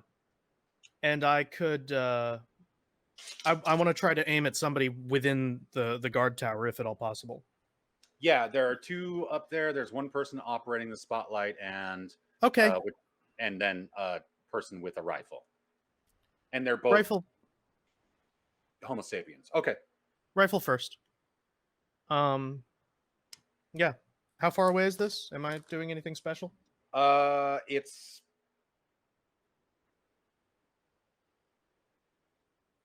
regular range. It's not long range. Thanks. Sorry. Well, I don't want to say a number because if there's Yeah. a single No, person that's paying attention who's read the book, they might call my bullshit. So, but it's that's fair. it's a reasonable. It's in regular range. It's not long range. I don't have to do anything special. Correct. Okay. You could, but I mean, my point is, I don't have to do. Like I'm not rolling with disadvantage or anything. No, like no. I'm still rolling 1d20. Yeah. So yeah, I'll aim for them. I just want to double check that there's nothing I need to use before I roll. I don't think there is, but I just want to be sure. Okay.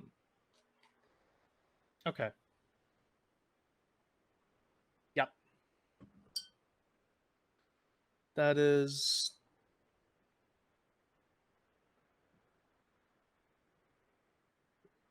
Oh wow. Yeah, that's a 19. Okay. Hit. That's a solid hit. Especially on somebody who's paying attention to a whole bunch of other shit. So go ahead and roll damage. Except, oh well, it was a modified 19, so that won't work. Okay. I was gonna try to the extra crit range. The assassin psychology. Yeah. Right.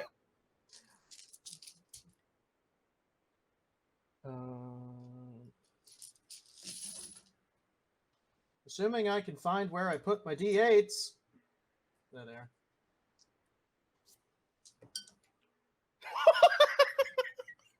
You just roll max damage?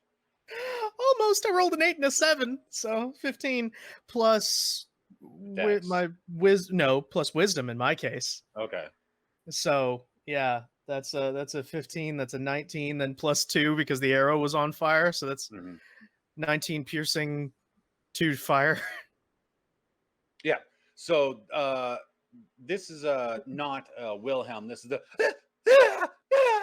and then he tumbles over the side, and his companion there whips around. Pay attention to that. Go ahead and enjoy your second attack if you want. Yeah, this is just a gently smoldering heart pinned to the wall behind him. Yeah. Well, wait. I don't even. I have magic bullet, so I don't even have to use my second attack yet. Okay, there you go. Yeah. Do it. That's I rolled higher to hit this time. Nice. By 2. So yeah. Roll damage, same deal. Yep. That is considerably worse. That is a 10 plus 4, that 14, 16. 14 piercing, 2 fire. Yeah, so what happened there is the guy caught on fire and did a bit of a, King not Theoden off of the tower, but before he did that, he grabbed his friend, ignited him, and dragged him off of the tower. Can you believe this is happening? Yeah. And so the floodlight is now pointed back into the tower. So Great. It's useless because the guy's like, he whips around, still holding the light, gets dragged out, and just kind of further, pulls that thing as he goes falling. A little bit of a scream. Yeah. Is there anybody else within 20 feet of them? Not at this time. Cool. So by magic bullet, I still have a second attack. Yeah. So, who else is there that I can pick off? Nobody there. There are 2 farther targets. I don't think you actually have the range for them. Okay. If I'm going to be honest. That was a pretty fucking hardcore turn. Judith, along with Maisie. What are you doing? Where did you go geographically, and what are you doing? Remember, this is all happening simultaneously. So I don't remember if Noah, if we were like, oh, Noah, when you hear these big explosions come out. But I'm a little concerned that he may not be able to mobilize. Well, he's But also, locked up. Noah, you are locked up in. It's not the most jail cell like area. It doesn't have bars and shit like that, but it's a sturdy concrete wall alcove within the mine shaft. You're, 50 yards, 50 meters into the mine shaft. And when I say mine shaft, I'm still talking about the horizontal. Right. Yeah. then I don't know. Well, then I guess. I mean, I don't know if it makes more sense to get him out or to cause the diversion, the Legolas style diversion. So, that stuff is starting to blow up. So, and they're running away from the helicopter. So it might be a good time to make that move. So I tell Maisie to come on, and I run in the chaos toward one of the Chinooks. That's the big one, right? Yeah. And so Okay. that's going to be a little bit further south of that the big guardhouse, which is all the way west. And therefore, it's basically Chinook, not a Huey, but a smaller chopper, in order south to north, essentially. Yeah. I want the big one. So okay. And you actually you're going to need to dash. You're not going to make it all the way there in this turn, even though we haven't rolled initiative. But we are about to. Okay. Well, then I run for cover on the way there. Cool. Yes. And so, you make it to the hill, one of the hills that has a much smaller, newer kind of structure at the top of it. One of the big mounds of bullshit of screed and whatnot. It doesn't have like a really established path. So whoever has to be up in that thing has a rough time and will not make it down from there super quick. But you can get down there and basically obscure yourself from the crowd coming out of that large guardhouse. Unfortunately, there are the two other guardhouses or guard towers that are fully to the south. Just a second here. Make a stealth check real quick. Stex. I know, but I'm just not a stealthy person in any incarnation of anything. Ooh, wait. Oh, I thought it was a nat 1. It's a 7 plus 3, so 10. Not stealthy. Okay, so you do hear one person say, "Hey!" And that's that. Everybody roll initiative. I promise I won't keep you all up forever. Now I did a 17. Do I keep my initiative that I rolled earlier, or a new initiative? New initiative, because you murdered everybody you were in combat with. Nice. Well, I'll be last. We don't. I've been playing D&D for how fucking long? We don't add proficiency to initiative, right? Negative. Okay, good. So this is only a 22. Oh shit. Okay. So all right. So Judith got a 17. Nasha got a 22. Lou, what did you get? Well, I rolled a 1. I would get a 5. So that's a 5. There's no crit fail in initiative. And Noah, what'd you get? Muted. 10. Okay. 10. Yes, 10.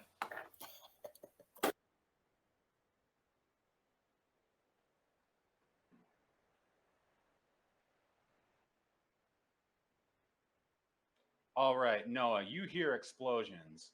You're in a cell with and it's a big, this should be a storage area. And over the course of the day, you have gotten you've gotten the information. Could have given you this earlier. You've gotten the information that everything, unlike before, where people mined shit, they took it back to town and built shit with it, or took it back to town and milled out copper wire with it, or refined it down to glass or whatever. This shit is all just getting shipped out, so nothing is being stored in any of these rooms. You are in a secure storeroom with about 50 other individuals, but you hear an explosion.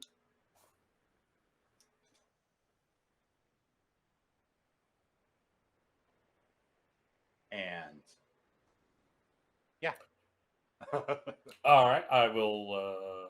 Yeah. Where's be the like, kaboom? So that's Lou. That's my people out there. That's, Now we just need to that's get out of everybody's here. calling card. Them's my friends. All right, and so people start getting up, out of their bedrolls. It's pretty early, so people have mostly been like eating, chilling, talking, playing cards, that kind of thing.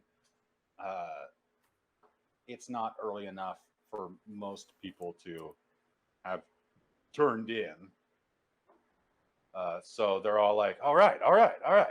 People are getting hyped. You see dudes cracking their knuckles. You see ladies like wrapping belts around their hands and shit like that. Like, these are frontier folk one way or the other. They know how to handle probably a small dinosaur or random shitty bandits. These guys were just, the gatekeepers were just a little bit more organized thanks to the hobgoblins. So yeah, these people are all getting ready. The kobolds aren't locked up, but you see them you can hear out in the halls, and a knock on the door.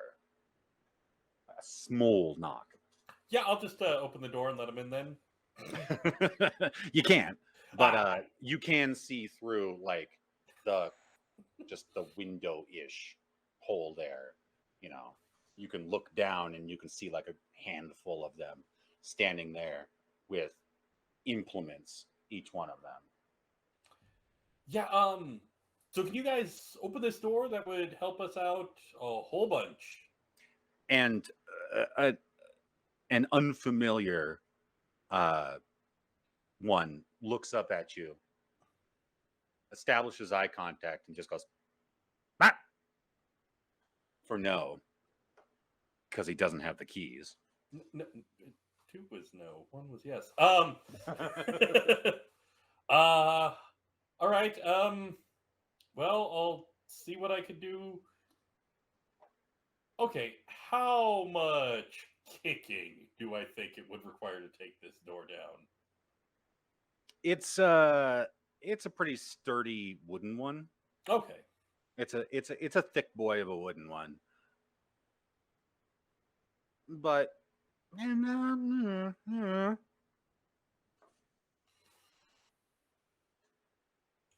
well, I'm not good at kicking it down. Somebody else in here might be. So, anybody in here feel like kicking a door down? And a thick boy orc. What? Ah. You look like you'd be perfect for this job. It's my sleepy time, right? I mean, we are trying to free you, though. Just a Understandable. I'll hit you later. And just gives it a shoulder and kind of rebounds off of it. Oh, boy. Okay. Let me wake up a little bit more. All right. Hold on just 1 second. Hey, little guys, you might want to move from behind the door. It might come crashing down at any moment now. All right. So, Judith, we're gonna go through one initiative round, and we're gonna call it for the night. Okay. So, Nasha, you first. There is a group headed towards the area where Lou is. and three gatekeepers, three Homo sapiens have emerged from the southwestern kind of guardhouse on top of the hill, and have headed down that incline. What do you do, Hotshot? What do you do? Are these the three? Are they coming in my direction? They are headed towards where the explosion happened. Oh, okay. So away from me. All right. They're headed basically directly across your line of sight. Yeah. My primary goal is to keep Lou from anybody tearing him a structurally superfluous new behind. So Oh. I'd like to try to gauge which is the bigger threat to him specifically, or to whoever else is down there. Right. Which I think is just him at the moment. The only one that's you can see Judith and Maisie at the. Actually, those guards are also adjacent to them, behind them. Judith, that solves that problem. Yeah. So Judith, you're being flanked, but yeah. If somebody's being flanked, I need to unflank them.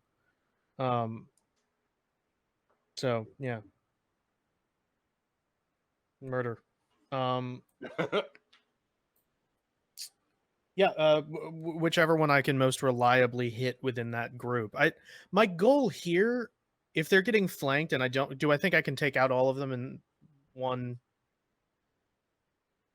fusillade? Yeah.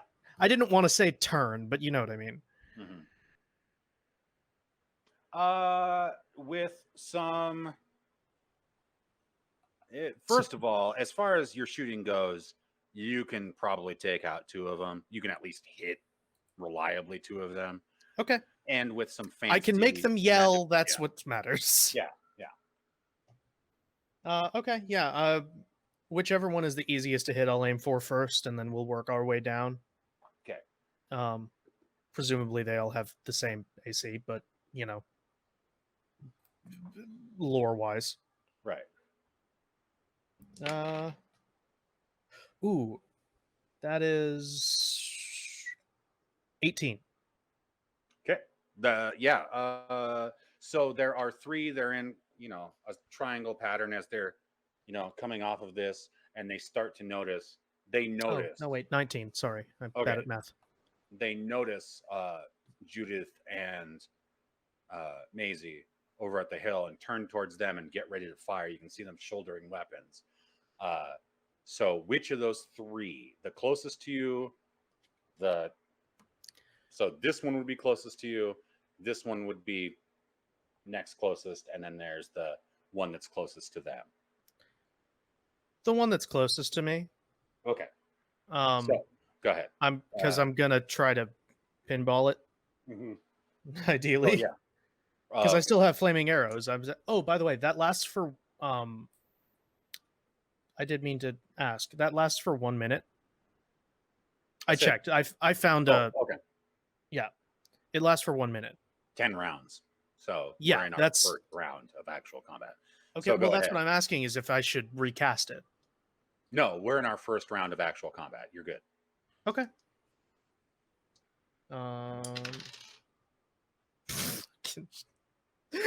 Okay.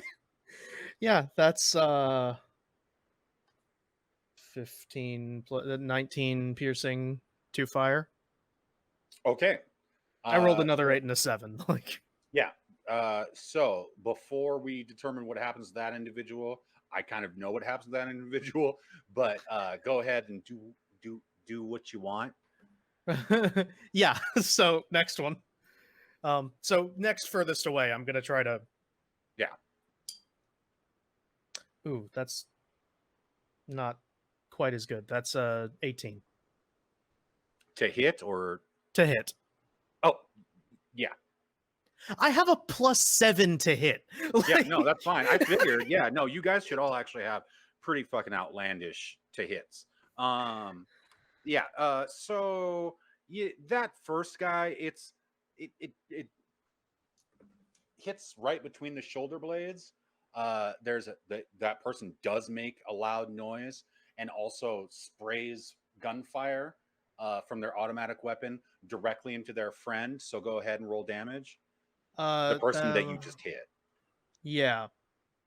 That's 15 plus 2. Okay. 15 piercing, 2 fire. This guy catches it between the shoulder blades. Arms go out like that. Their assault rifle, as they go down, hoses down that person you just hit. That person drops. Proceed. They're all within 20 feet of each other, right? Yes. So I have one more magic bullet. Uh-huh. That's a natural 20. All right. And yeah, that person is cut down as well. So yes, you just cleared 3 with 1 shot, and that is what we call turning a frown upside down. We are going to go ahead and actually, after this, I'm going to write it here in my notes.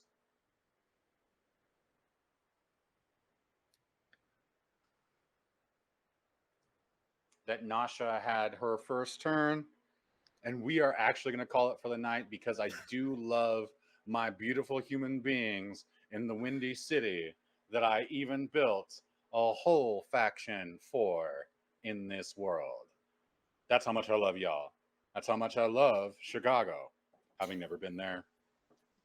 We'll pretend. I hope y'all have a good night, Junior Marshals. I can tell that at least a couple of our Senior Marshals are going to have a beautiful sleep tonight, and we will see you in at least 2 weeks. It may be 3. Please do return for the exciting conclusion of Inherited Earth Season 1 Yay! of Mr. Hooper's Imaginarium. Yay!